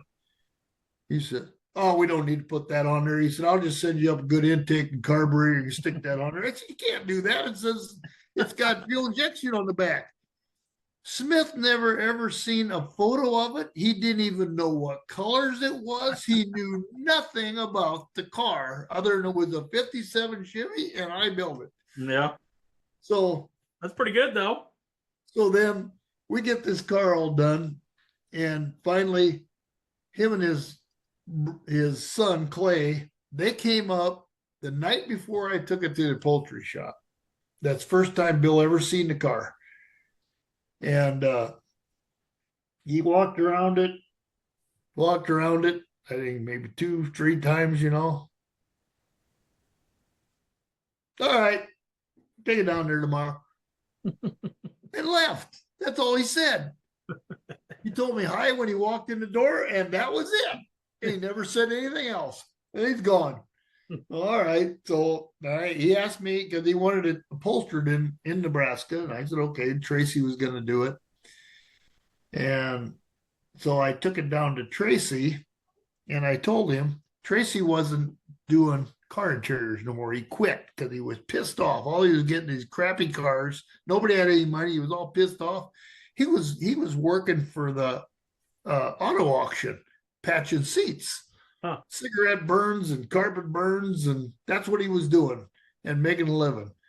But he wasn't doing any car interiors anymore. Well, I didn't know that. And he had married a gal from up here, so that's how I met Tracy and got to be good friends. So I called him and asked him, you want to do this interior in his car? Hell yes, he said. I want to do it. So I went down there to him, and I hadn't had him do anything, And so I told him, I says, I got this car. I said, I need an interior in it. I says, I want black leather in it, pleats. I says, just do whatever in there. I said, I don't care what you do in it. I said, it's for Bill Smith. Told him the story a little bit. And I said, just do something for him nice. I says, he said, well, you got any ideas? I said, no, just do whatever you want in it. I said, but I'll tell you one thing. I said, when I come back, I said, I'm going to be the pickiest guy around there is. We ain't going to change nothing in it. I said, but I'm going to go around and I'm going to point out everything that I don't like. And I'm going to tell you what I don't like about it. And then I want to bring you a 68 Camaro, which was Daryl's, the orange pearl one. I said, I'm going to bring that down, and I'm going to be the pickiest customer you've ever had. I said, I need this thing really, really, really nice. So we get the interior done in that 57. And I get it all running, and I take it out. And it's got these great big ladder bars underneath the back, that we made that go all the way from rear end about 6 foot forward, with a panhard bar. That's all it had for suspension. There were no upper links on, it was just welded on the rear end, them two big square tubes. And I'd take it out, and that thing wheel hopped like you can't imagine. Oh my God, it wheel hopped horrible bad. So I always got to order anything I wanted out of his catalog. Well, back in 97, about all they had was stock car parts in their catalog. They didn't, it ain't like today where they have lots of good stuff. Mm-hmm.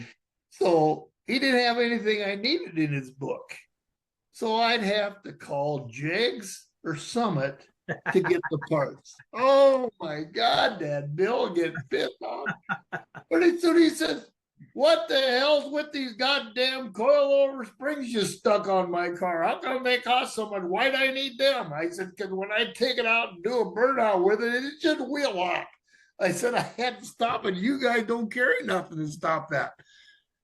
Oh, then whatever, then he'd get all crabby, And I took it down to him, and he sent me a master cylinder to stop it for brakes, and I put it all together.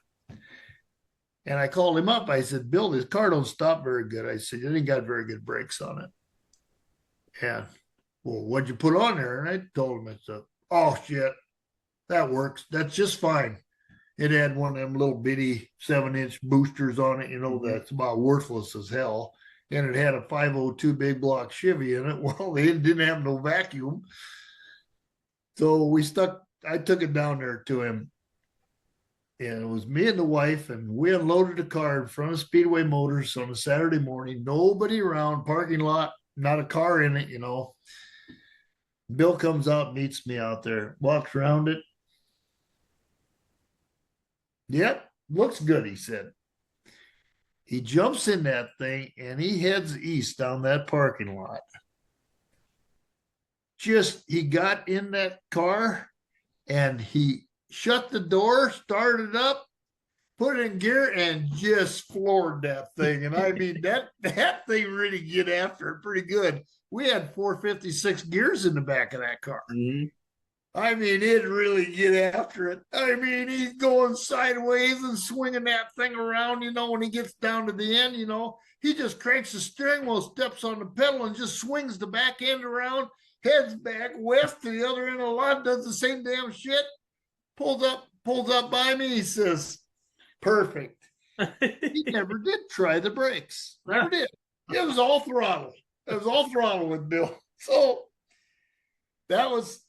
I left it there. I thought, well, I guess if he likes that, I thought you drag your feet, you can stop better, He takes it down to the Haymarket to basically cruise night in Lincoln, Nebraska. And the man, he's showing that car off.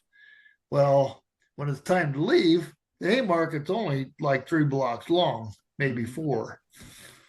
Bill does this wild burnout, showing off down there to everybody, and goes down to the end where it's a dead end. Luckily, it's got a little bitty alleyway that kind of angles off through into a parking lot,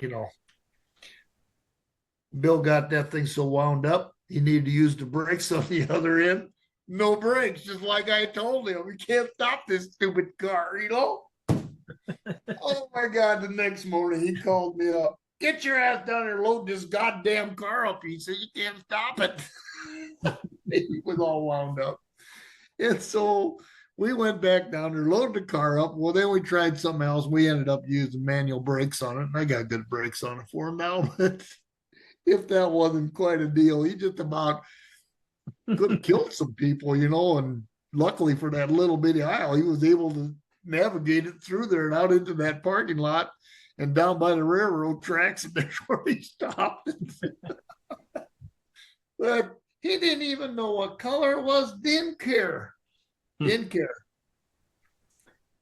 He had me go down there one time because he wanted a car that I did in his shop. Mm-hmm. And he says, I got this 37 Terraplane, I think it was. It was a 2-door. He says, and airflow or whatever it was. And he said, I want you to, he said, I got a 340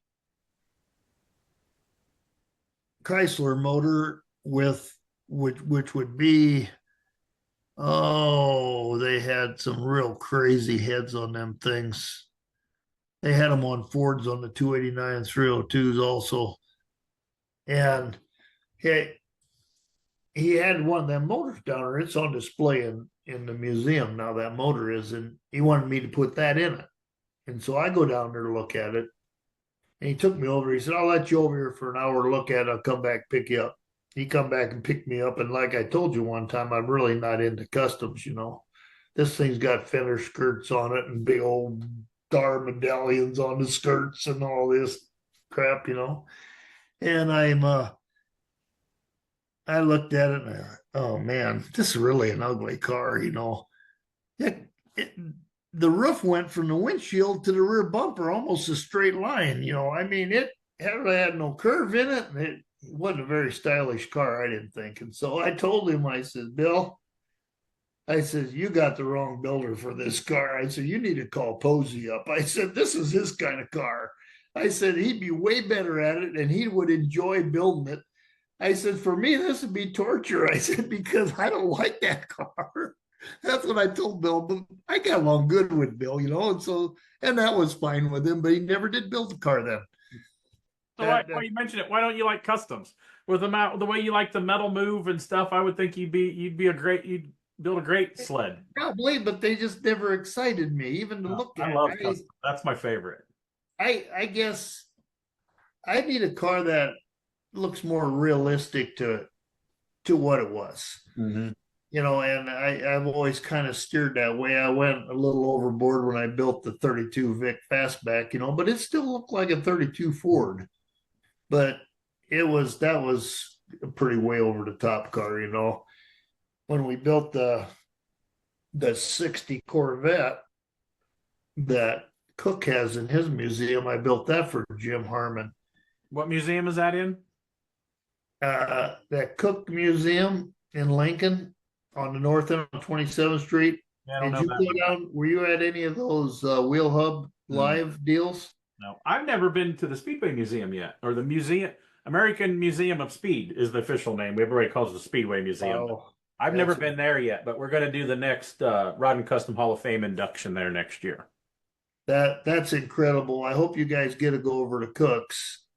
That's who I'm building this CUDA for right now. Oh, okay. But that place is amazing. You can't spend enough hours in it either. And that Corvette is in there, and Jim brought me that Corvette up to build for him.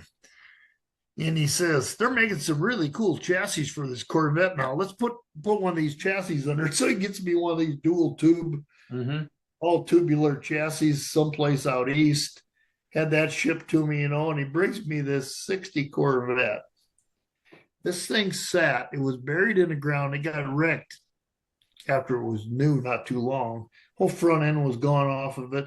No doors on it, no deck lid on it. Well, those cars are built on the spot. Those doors won't fit on any other Corvette, you know, because they glued them together to fit what was there.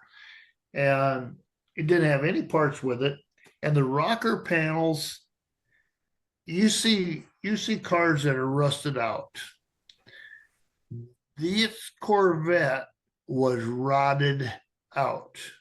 It was buried in the ground. It was buried in some, Jim told me, he said he figures it was alkali that it was buried in, and it ate the fiberglass.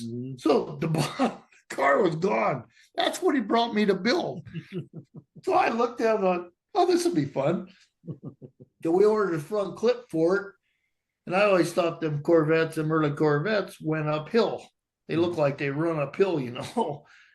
So I just put the front end on 1.5 inches lower at the headlights, you know, so I could get a better profile down the side of that car to make it look right. You know, wow, this thing looks pretty cool.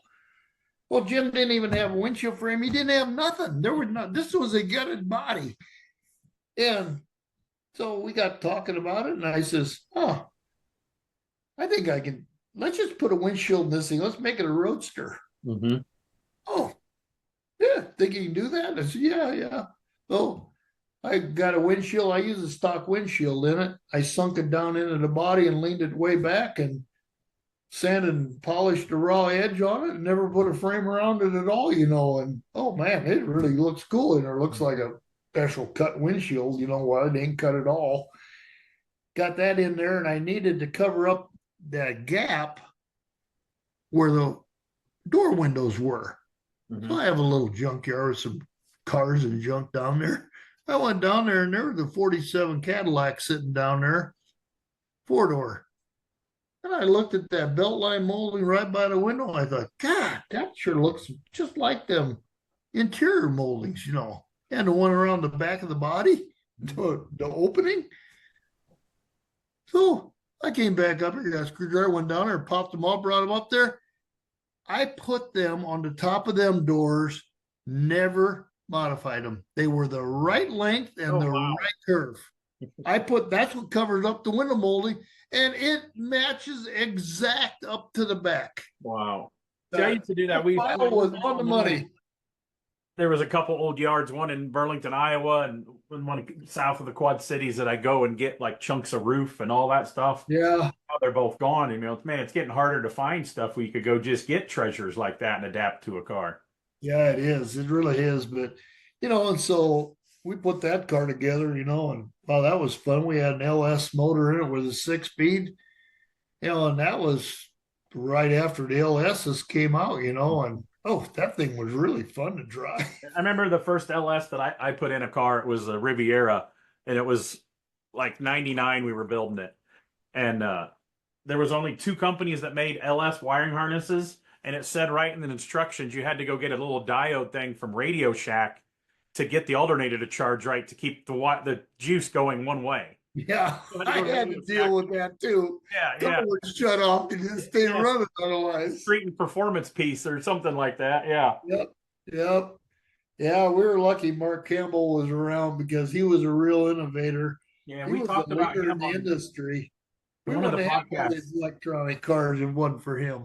We talked about him on one of our podcasts. Might have been with Brennan, and I remember he'd sit in his chair at the Street Rod Nationals. He didn't care if you bought stuff from him. His sales guys were down at the other end of the booth.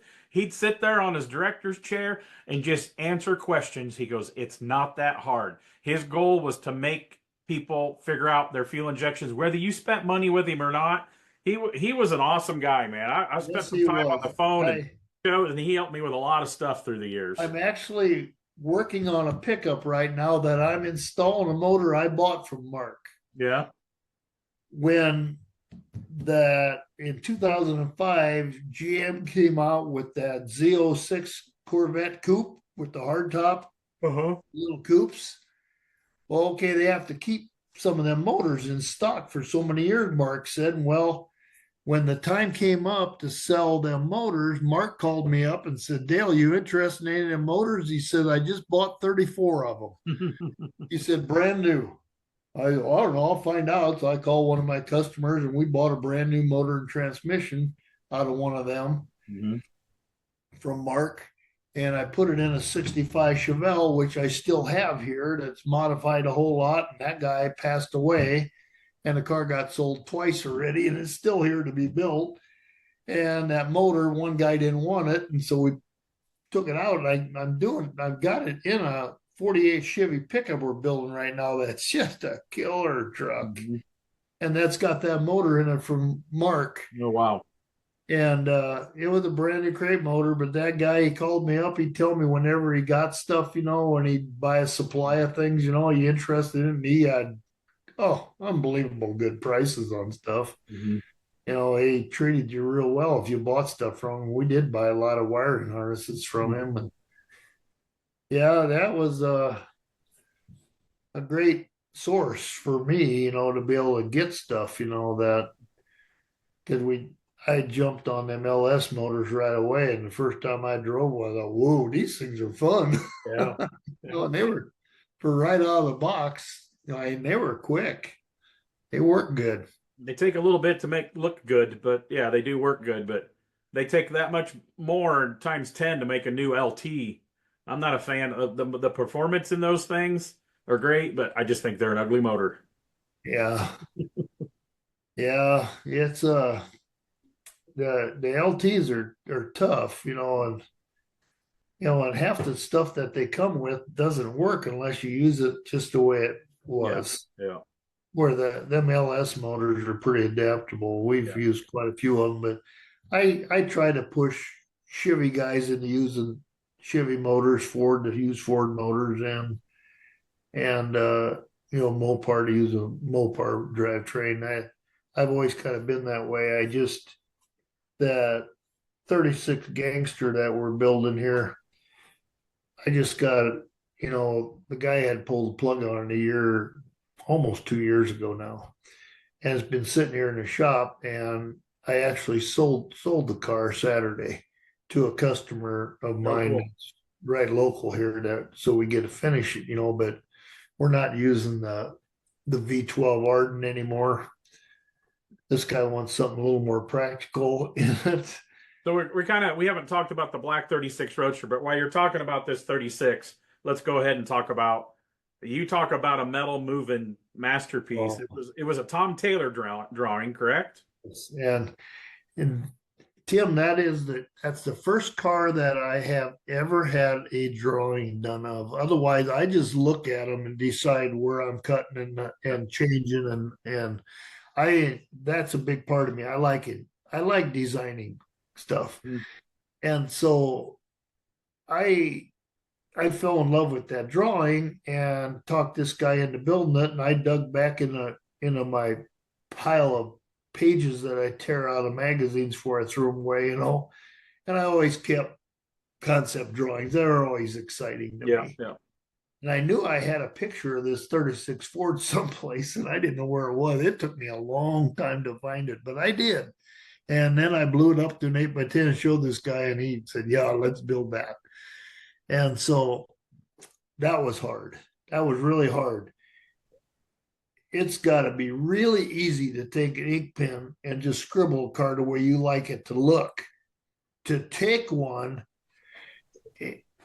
my view on concept drawings is they're always way cooler than a finished car because they never look like the drawing. Mm-hmm.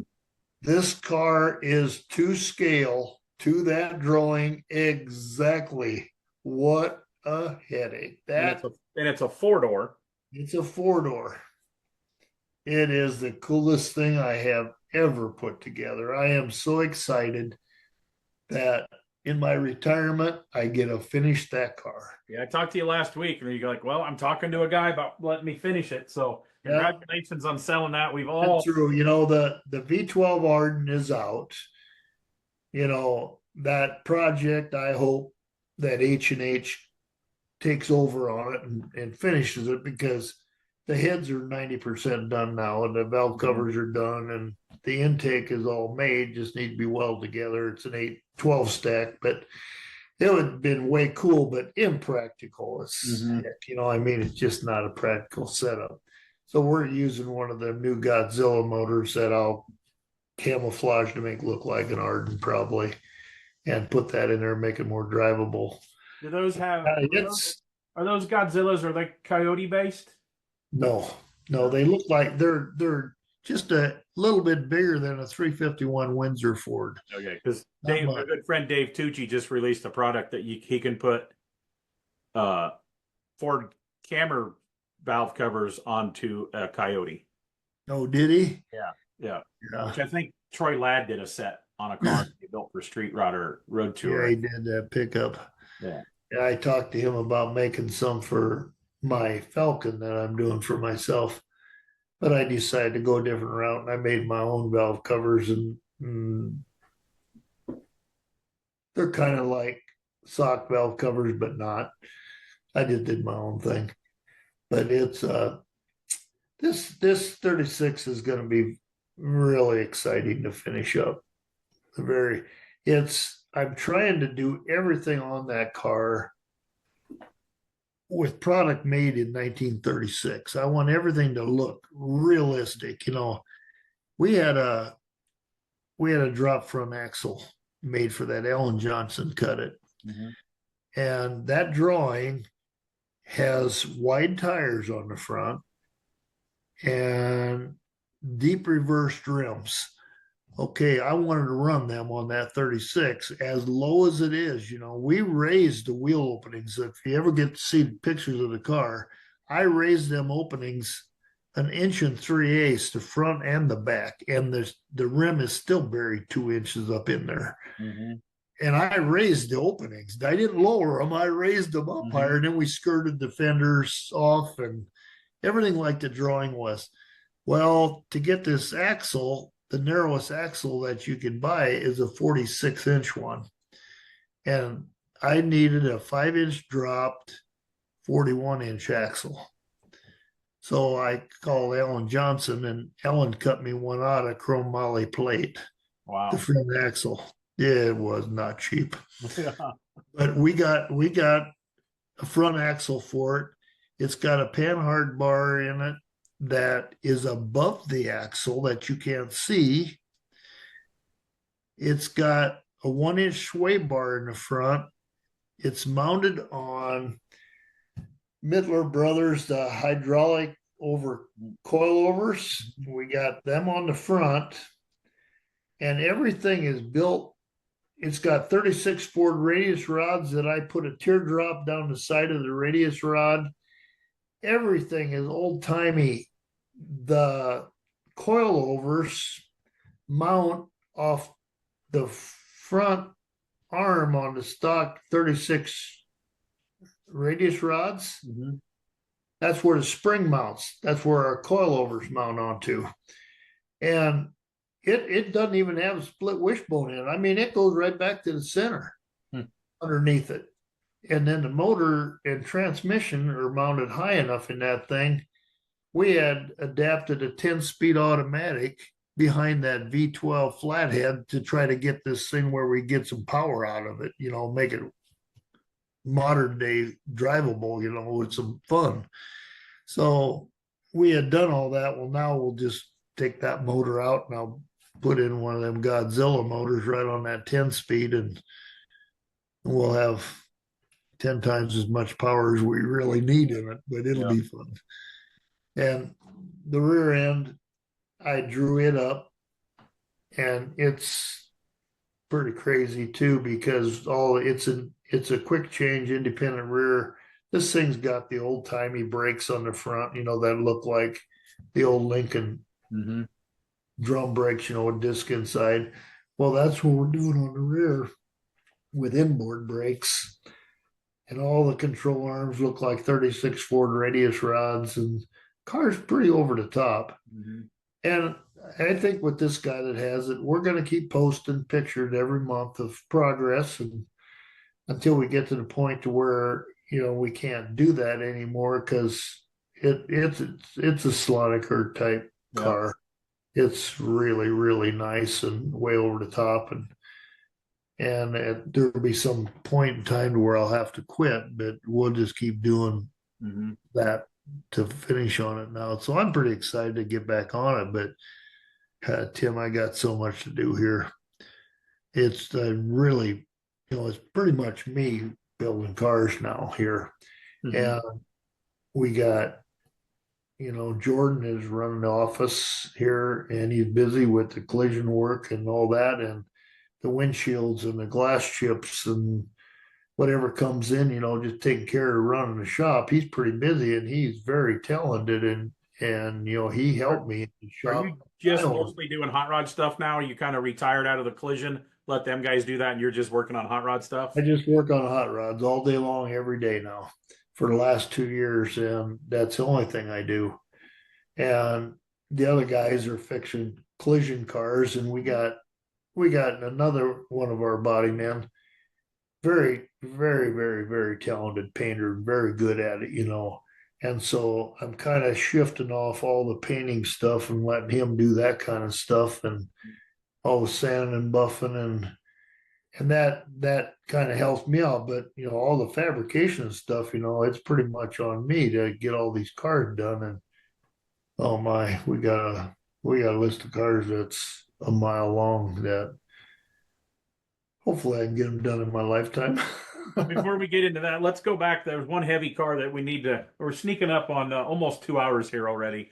I want to talk about that 36 Roadster that you built and took to Pomona.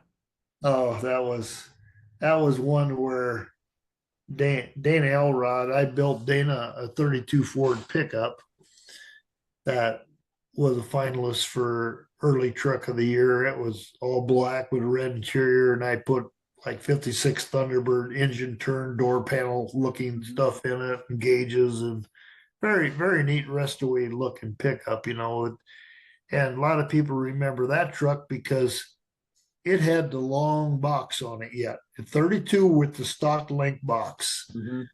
And very, very, very nice truck.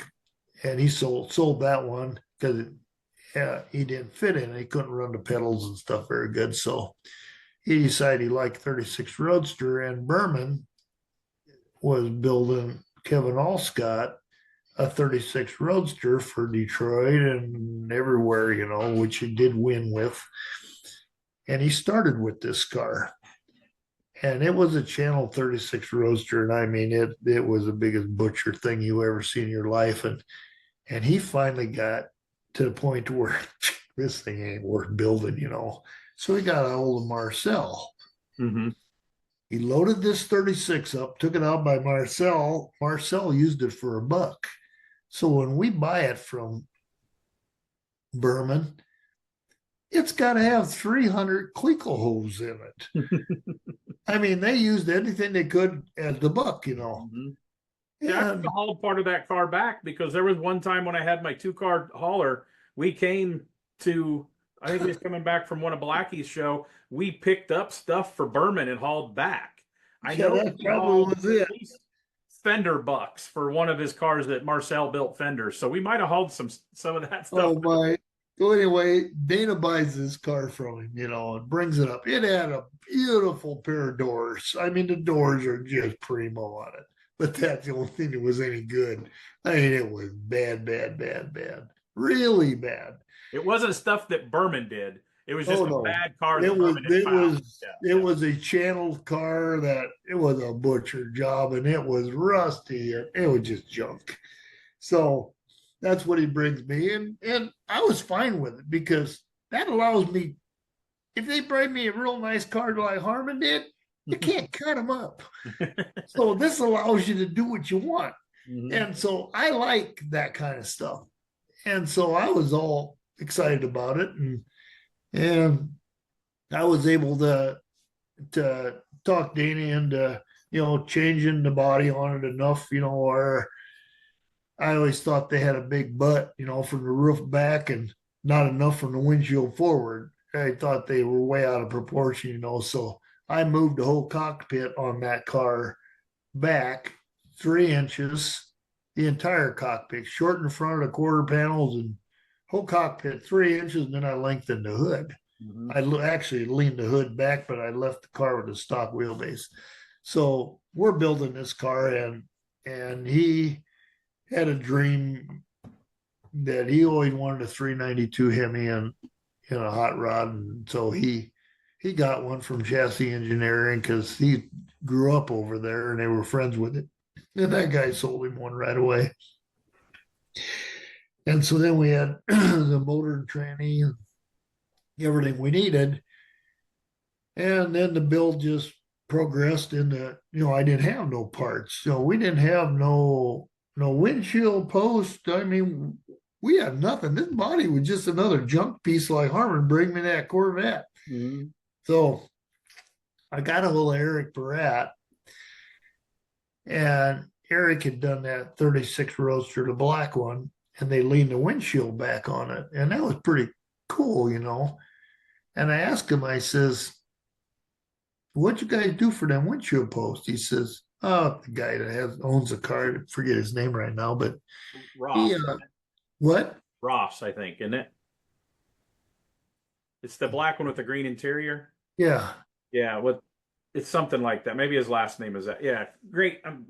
Anyway, He built the loaded Model A truck for too. Same guy. right. And he built and he does he works for Eric there at he feels like it, for something to do. And so Eric said, let's talk to him. So I talked to him. He said, yeah, he said, I made them out of wood and Bondo, he says, and then I took them down to the casting place down in Denver. He said they just cast them up for me. He said they're pretty crude. And I says, well, would you be interested in making another pair for me? He said, sure, I'd make some of them again. So they cast up more set. They sent them to me, and I thought, whoa, crude. They're crude, but hey, I had what I wanted, and I was able to carve them into the windshield that's on the car, and so everything came together. It was a fun, exciting car to build, and we ended up having the car we were really close to done on it. And I said to Dana, I says, I said, what would really be fun, I says, is to take this car out to Roadster country and show it out there first time. Mm-hmm. I says, that Roadster show, they have a Pomona. I said, that'd be fun to go to that. I said, it's got a lot of Roadsters. That one building I hear is full. I had never been there. Really? I'd been to the Roadster show, huh? And so, yeah, we could probably, it'd be fun. It'd be a great place, he thought. And so we really worked hard, and we hit it pretty hard, 3 of us here in the shop. And we worked late nights, and we got the car done. And then we called out there to enter it, and we're too late. Couldn't get in, and then Jim Carl's got us in. Well, we didn't plan on going there to show that for the Amber. Yeah, we did. It just happened to get done, just like that 32 I built for Detroit. Yeah. It was just a car I built for Dana to take to the Good Guys show. We're going to go have some fun. We're going to drive it there and have fun. And so we loaded it up and went out there, and needless to say, the car was a very big hit out there, and it was really exciting. And I was sick the whole weekend, and it was a tough weekend for me to be out there, but it ended up being very fun and exciting. And would I build another car for it? No, I just not an indoor car show it guy. Yeah, I'd like to build a car to go there and one a custom for Sacramento, but my wife has already told me, she goes, I ain't helping you. I'll show up when it's set. She hurt her back one time helping carry carpet roll. People, if they've never done indoor car shows, are a lot of work when you do a display and put them up in the air and all that stuff. Man, you got to do all that at home first. Yeah, then go there and do it. Work, man. That's a lot of work. We ended up winning best display out there. Yeah. It's something that I had used for 20 years around here, Then I just made a half of it. I raised the floor up 18 inches so the car kind of sat up in the air. On one side, it looked like it was sitting low, and the other side you could see underneath it. And we ended up winning the best display, which was pretty exciting. You did not win the AMBR that year, though. What won that year? What won that was a Model A Roadster, had a race number on it. The guy raced it over in Europe. Our Hot Rods and Hobbies, Scott Banowski built that car. Oh my, that's cool. Yeah. That was a nice car. Scott builds really cool stuff, man. Really cool. Yeah. He did he won it, and well deserving, I can't say that, we didn't, but we had the majority of the judges came up to me and said, my vote was your car. He says, your car should have won that. And there were a couple guys in there that didn't think I should win, and just kept fighting until they come out on top. But that's not as important to me, being in that show was exciting. Yeah, it's a great show. If people's never been there, I like to go every year. I did not go that year. That was one of the times in recent times I did not go. And every year, me and my buddies start talking about, we should get a house rented and all that stuff. And my wife's like, you're going again? It's like, Yeah, it's kind of like it's it's January. You want to get out of the cold and go to Southern California. I go every year now. Yeah, I kind of You go know, early and do some shop tours and go to Marcel's, and yeah, it's really cool. After I've been there for 5 days, I've had enough of Southern California. I don't think you could pay me enough to live there, but well, I go out by my son Dustin yeah, in San Diego, and then I'm they have a lot of family time with him out there, and his son's into sports, and so the only day we have available is Sunday. hmm We get up early, we go up there, we spend all day Sunday there, and come home. And so I only get one day there, but I get to see what I need, and I love going to the show, very much love. yeah. And but it was fun showing that car, but like you said, it's a lot of work. That indoor car show stuff is very time consuming, and luckily I had a display that we could modify to make neater, and haven't used it since. Yeah. The last time I showed an indoor show. But I imagine we're going to have to do that again with this 36 four-door, that pickup, and the CUDA. All three of them are definitely Yeah, so big. let's to wrap this up here. Let's talk about we talked about the 36 you're doing. Let's talk a little bit more about the truck and the CUDA and the Falcon that you got going on. Now, the Falcon is my own, and I started on that right after I got my 34 done. So it's been in the shop here since 2017. And We never talked about your 34. I paused you on that. So let's go back. Let's go back and touch base on your 34, which you had it out this year. You had it out someplace. I seen it, didn't you? oh, I drive it. I drive it every year. Yeah. But it's I at the time I wanted to start building that car, I kind of had an idea of what I wanted to build, and I owned 634 Fords at the time. Mm-hmm. I had a primo three-window coupe, a 33 Victoria, two doors. I mean, these are primo cars, and a four-door, and I didn't use any of them to build this car. I called Steve's Auto Restoration. I got two Roadster quarter panels, and I took a couple two-door doors that had the tops cut off of them, and grabbed them and started modifying them, and sectioned everything front and rear, and I built the car that I thought a 34 should look like. And it's got a lot of room inside that thing too. Yeah, Very roomy. it does. It's a fun car. I'm excited about it. It took me a long time to do it.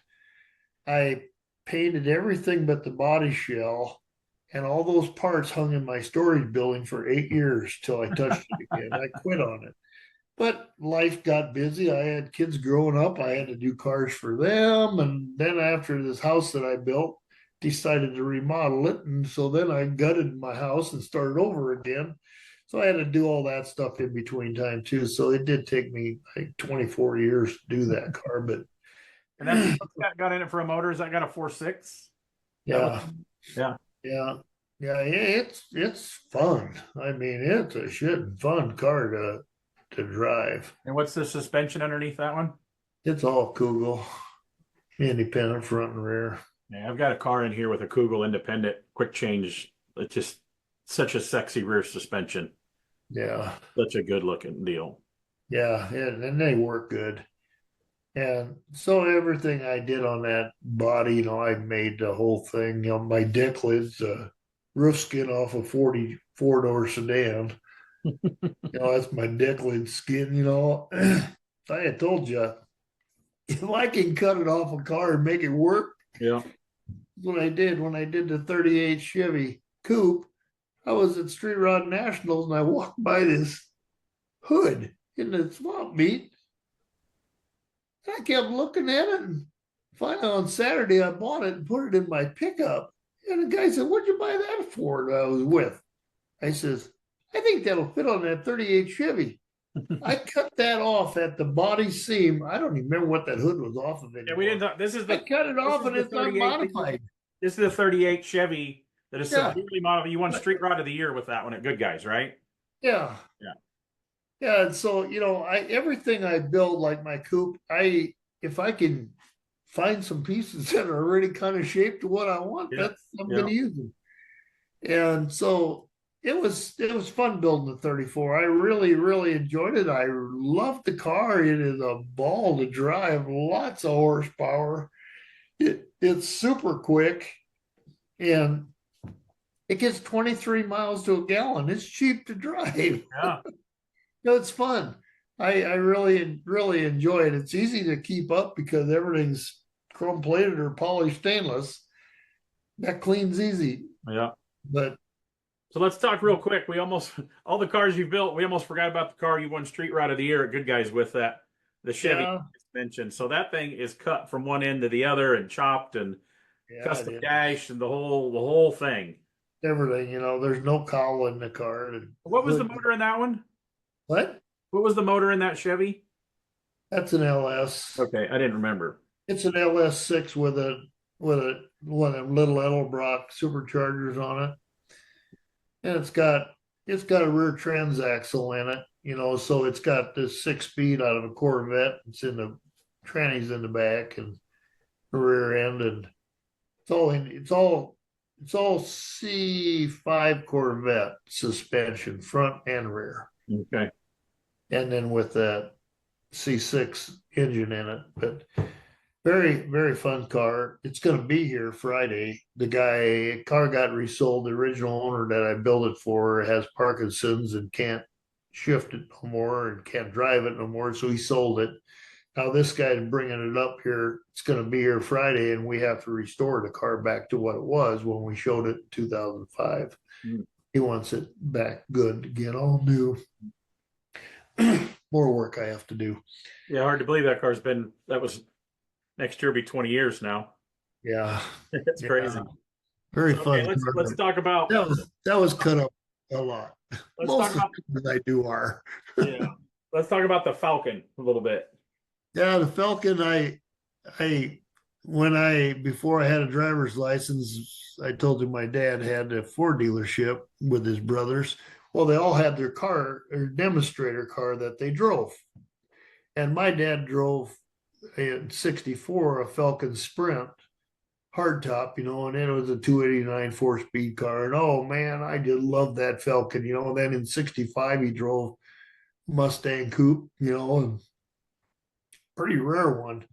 If you ever found one, it had Thunderbird charcoal paint on it.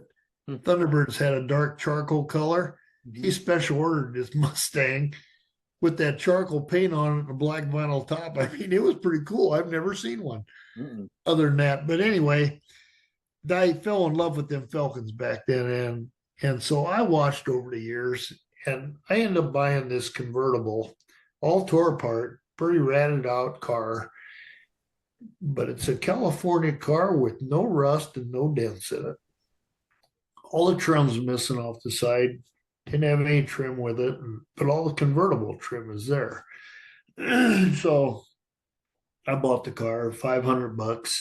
You didn't fill the trim holes on the side by gluing round discs on the back like you did. Never do that again. Never. And but anyway, I really want this car, Tim, to look like a '65 Falcon. Mm-hmm. Seriously. So I have cut it up as much as any car I've put together. I sectioned the car. That I don't care how you build them, 64 and 5 Falcons, they're always going uphill. Mm-hmm. So I sectioned it between the wheels only. I never cut the front of the fender. I never cut behind the quarter panel. And I took a wedge section out of it there. It's killer. Very, very neat. In the process of doing this, I raised the front wheel opening up an inch and moved the wheel opening ahead an inch and a half to get it closer to the front bumper. My bumpers, I always thought the Falcon bumpers kind of looked like taxi cab bumpers. They were kind of ugly, so I'm making ends on the side that look like the Comet bumpers. They have a slant back on them. Mm-hmm. And so my bumpers have slant back on the bumpers. And I took the convertible top and cut it all out in the back and moved that ahead 3 inches. The hardtop Falcon has way better profile than the convertible does. The convertible top went back 6 inches farther than the hardtop. Hmm. And so it made too short of a back end, and it kind of looked like a kind of stove a wagon, big top on it. So I want this thing to end up kind of looking like a two-door coupe almost. I set the I bought a Boss 302 drivetrain out of a wrecked 2013 Mustang. So I got the motor and tranny. And when I put that in there, I shortened the top of the cowl 5 inches where the grill vent is. I got rid of that. So now I have a 2 inch cowl, and I moved the motor back 5 inches farther. The motor's really set back in it. But right height of the car, the back of the front fender behind the front tire is 3.5 inches off the ground. The back is only 4.5 inches up. Mm-hmm. I got 18 by 10-inch wheels on the front.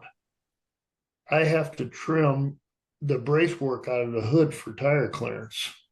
Yeah. Travel my tires on the front. My rear fenders come as the tire travels up. It comes to the top of the quarter panel. I'm running 19 by 13s on the back with 355s on the back. And you didn't have to cut them with a hacksaw to widen them. You just ordered them up. Yeah, I just ordered them. It was much simpler. But I put a Kugel rear in the back, and I got those guys to build me one that's got real heavy control arm, big tubing, and very cool rear end they made me for it. It's extra narrow. And then in front, I used a Chris Olsen. This is like a free Kugel commercial in this podcast, too. No kidding.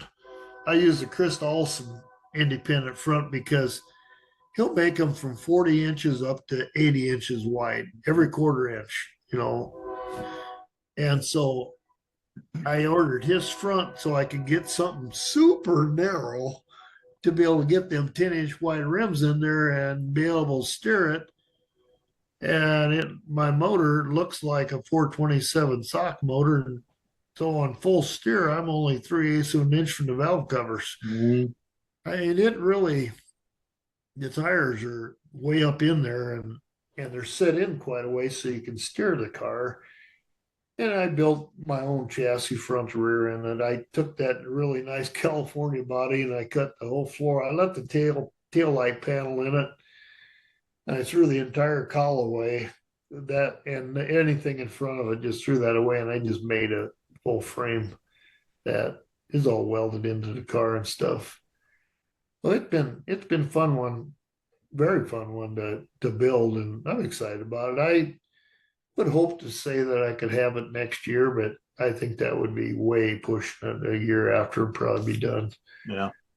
Because I got to do that at night. I'm working too busy on too many cars here during the day. So we did touch base on that truck that you're doing a little bit, that you said that motor was going in. So yeah, explain briefly all the slicing and dicing you've done on that Chevy truck. As much as the 38 Chevy and this 36 four-door has been done on that 50 Chevy pickup.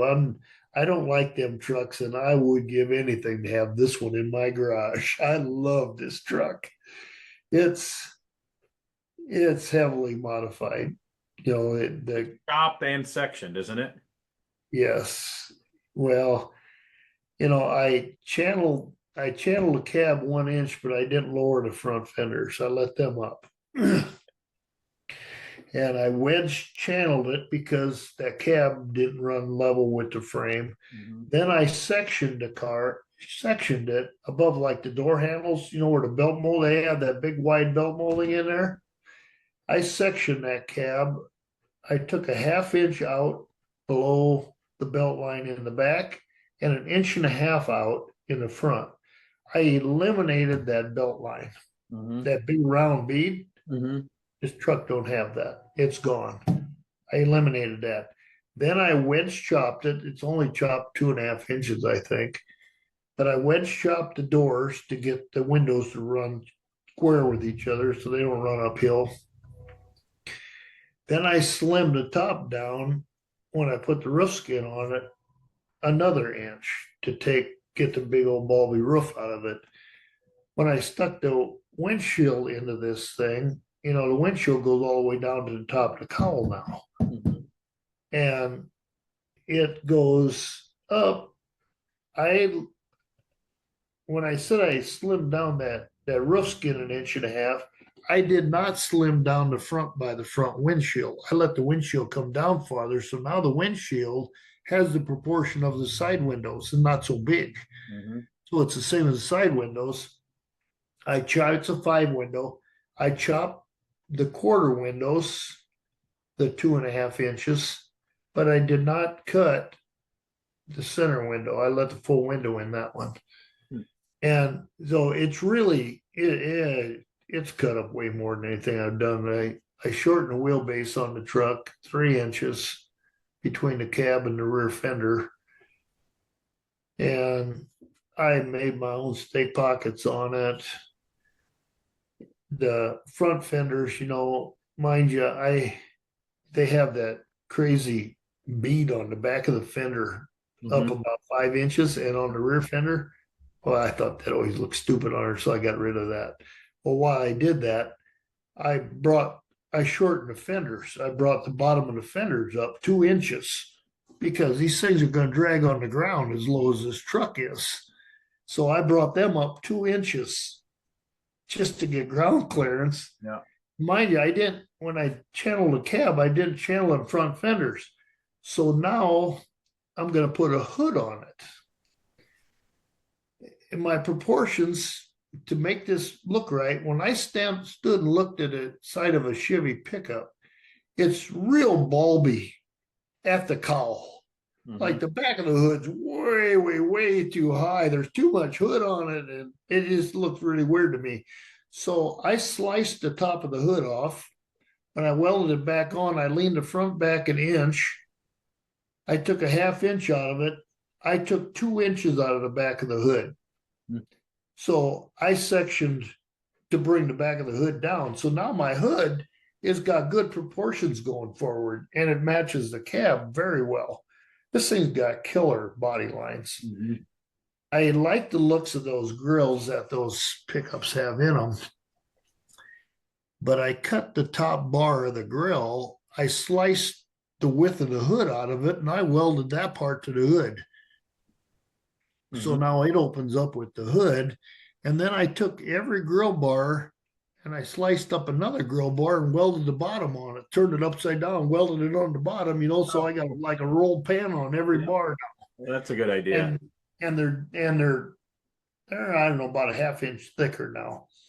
Way, way, way better proportions. Well, then my front fenders they're at right height, they're almost touching the ground. So I had to slice them up and bring that all back up there and everything, so that it looks right, to get the proportions. And oh my gosh, this thing's got really good. It's got a Morrison chassis underneath it that they custom built for me to fit where I wanted the wheelbase and everything and the height. Oh, we got, 18 by 10s or 19 by 10s on the front and 20 by 12s on the back. And so it's got a lot of tire underneath it and it sits down. But this truck is made to look like a 60s hot rod truck, serious 60s hot rod truck. I put a 58 Pontiac Bonneville dash in it. It's cool. killer. Oh, it's killer. You can't find them Bonneville dashes. Man, I got one. I did one of those for a guy, and I fell in love with one. And those are neat. I got the majority of it. Josh Mishler had one when he was moving. He was selling some parts, and I bought the cluster part and the backing for it. So yeah. So anyway, I got that in there. And under the hood, we're using a 60. We got that LS6 motor in there out of that early Z06. Mhm. It's got the cathedral port heads. Well, we bought adapters to put an LS3 intake on it. And then we got one of those intakes from Locar to look like the 63 Corvette. Oh, yeah. Those are great. I got some real early, I don't even know what brand they are. It might be Cal Custom. I don't know, but they're like 55 Chevy valve covers. they're thin and they're real humpy. They go rounded all the way front to back. Well, I got a pair of original ones of those and put those on this motor. So I got the thing looking, everything about this truck looks old. It's got push bars for bumpers on the front and nothing on the back. And it's a super racy looking truck. When you trying to get that done by? I'm going to keep working on it until it's done this round. And I'm making the inner fender panels right now, and I got some exhaust to make. That's probably, and then I got to make the seats. So the question, what brand of cutoff wheels do you use with all the cutting that you do? What's your go-to cutoff wheel brand? Whatever Jordan buys and eat right now, he's buying them at what is that wholesale place from overseas? But I like pearls the best, but I always want to know what, I haven't used the new Harbor Freight. He's getting them at Harbor Freight. Really? And they last longer than any other ones we've ever bought. I got a scar here on my arm from ones from Tractor Supply that I won't use anymore. Oh no, I really like these. They last a long time. They work real good. But he gets them up there, and they're affordable. They ain't so damn expensive. So to wrap this up, let's talk about that CUDA just a little bit. It's painted now. We had a feature on it, in modern rotting in bare metal, and there was 8 pages on it in there, so it showed it all together. But that was one that I didn't build the chassis for it. And when it came here, it ended up being kind of a mess, and we had to start over. But they bought a wrecked '05 Viper, and they used all the suspension out of it. Well, they made a jig off this Viper chassis, and they didn't pay attention. The right front wheel was back an inch, and the whole front end's off to the left side an inch and a half. And that's what they made the jig off of and built this tubular cage that this car is sitting on. That's how it came to me. And it was a big time mess. So we cut it all apart. But right now it's got a chop top on it, and I had to widen the body so we could drive it. And it's widened 2.5 inches aside. It's a Coke bottle shaped. I even did part of most of the doors. Killer. Neat. So that's going to be out next summer, you think? Mike Ring called me when they're building a CUDA right now for a guy, and it's almost all done. I think I seen a thing. I think the CUDA is going to be at SEMA next week. It is. And he says, I started looking at, he said, I thought I'd go on the internet and start see what competition's doing out there. It said stuff. He says, holy fuck. He said, he just could not believe this car that I built. Mm-hmm. He said, Dale, that thing is just knock you dead. He said, that is so cool. He is really cranked up over it, and I am too. It ended up, I got forced into doing this wide body thing, and I hate these cars that put 55-gallon barrels on for fenders. I hate them. Yeah. I still like something that is stylish, that looks like it belongs, and so this car, we had to hand form most of the fenders, front, rear, the doors, the quarter panels, and the whole deck lid. It's a hand formed CUDA, really, is what it is. But it's painted up. It's all painted and rubbed out. I mean, this is a flush fit, flush mount. I mean, it's really, really nice. Will it be ready for the Sloniker? Well, that's kind of what we're thinking right now, because we haven't posted any more pictures on it since it was in the magazine. Are you still using Tracy for your interiors? Oh yeah. Okay. Yeah. Do you still nitpick them all apart, or is you just let him go? Tracy Weaver does a great job. No, I usually make most of my panels in all my cars, and a lot of times I just pick the leather up and cover it myself, and then he gets to do what I can. I don't want to run a sewing machine. Otherwise I'll cover everything. Yeah. And so, no, the CUDA is pretty neat. It's got the old school 426 Hemi in it with dual plug heads and big twin turbos on it and stupid horsepower. It's a neat car, really neat car. So I am those. I guess I probably got 4 builds coming here that are just over the top neat. I mean, probably neater than anything I've showed yet that's coming. Mm-hmm. But I got to have time to get them done. Yeah. Yeah. I get some help out of these guys, but too much of it. I got to make it all. Yeah. So, like you said, I don't 3D print nothing. I don't make any of that stuff. So, no, it's been exciting. I'm an old school put it together guy yet, and yeah, I got an English wheel here, and all it does is collect dust. The only thing I've done with it is screwed up tin. Yeah. Yeah. No, I got an English wheel and a Planish hammer. In the last year, I finally got me a pull max. So I'm learning. That's a new learning curve right there to pull max beating and all that stuff and yeah. finger dies and all that stuff. That's At my age, I have no desire to go to any of that stuff anymore. And I want to build stuff that's after these cars are done, something that's a little simpler and quicker. And that's what I want to try to start doing more of that stuff. But if they want to get involved in some more of these crazy builds, they can do that one. Yeah. But I'm gonna push to get these 4 here out for sure. I'm just really excited about all 4 of them. They're all gonna be big hits and should be very fun.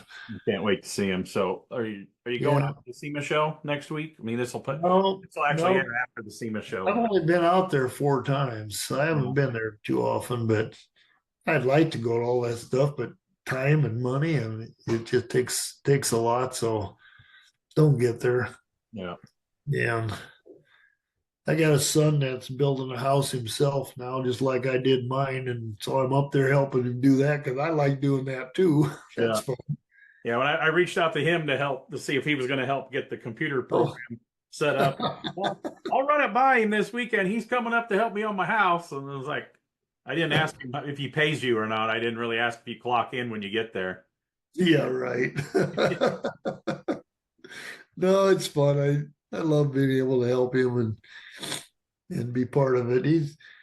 His house is just about as over the top as these cars as I'm building. Yeah.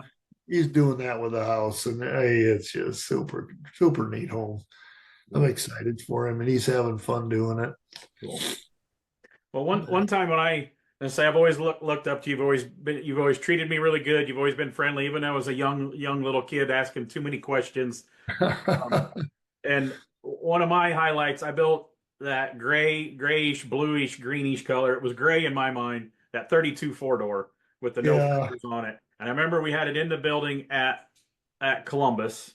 I remember the car. You walked around it and you looked at me and just said, "You did good, boy." And I told my wife, I says, I can go home and not take this car anywhere else because one of my husbands that was a nice car. Yeah, I appreciate it. So yeah, that made my whole year that year when you gave me that good compliment on that car. Yeah, it's so fun. I like looking at everything everybody builds. It's just so fun to see all the designing and styling everybody does. And yeah, like you say, you give everybody a 56 Nomad, and they'd all be amazing and they'd all be different. So yeah, that's what's cool about this industry. Yeah, they would. A lot of times we build for what our customers want, and sometimes we have to have an artist rendering, so we all agree on the same thing. But sometimes it's awesome that the customers just trust the builder. To me, every builder is an artist. So, like you say, they'll. I've been Alloway built your car, it's going to be black. But somebody else might chop it, or somebody might make it a lead sled, or But yeah, that's what's cool. All these cars that I'm building, they've pretty much given me open rein to just do what you think you can do, or whatever you want to do on it, and stuff. And I like keeping them involved in the build, and send them pictures and talk about it and keep their excitement up, just like mine is, as you're doing it, because that's fun. To keep the guy involved in it, that's a big item. Yeah. And we're lucky to be able to do this. I've been doing it 30 years now. You've been doing it almost 50, you Yeah. said. And, we're lucky that we get to do this and create and play. I told one of my buddies the other day, I get to build cars that I can't afford for myself. I mean, yeah, I could cut up and do all the labor, but the LS motor is expensive. That Kugel rear end's expensive. Those one-off billet wheels are expensive. I mean, a Tracy Weaver interior is expensive. All that stuff. But I mean, we're lucky we get to create every day. Yeah, we do. I really, really enjoy it, and hopefully I can do it many more years, but we'll see. Yep. You just never know.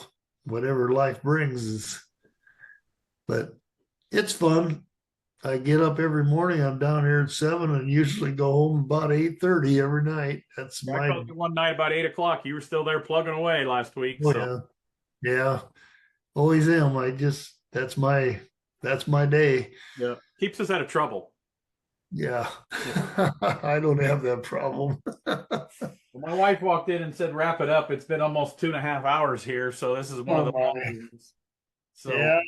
You get a couple of those cars done, we'll do a part 2 and a follow-up. So I hope to see, hopefully you can make it to the Slonaker. I'll be out there. And remember, if you go out there to the Slonaker, they like the U-joints clean. They like the dust off the top of the transmission. All that. Get out your old Riddler, that 32 Vicky. Look over where you missed the cleaning. So I won't miss that on this one. I want to thank you for the time and staying at the shop tonight. It's been an honor to have Dale Boesch. What's the official name? It's Boesch Hot Rod Concepts. Is that correct? Yeah. Yep. That's what it is now. In the lovely scenic Nebraska. And hopefully if you get the car done for the Slonaker, you get loaded and get out before you get stuck in a snowbank. So that's why I'm glad I moved out of the snow belt.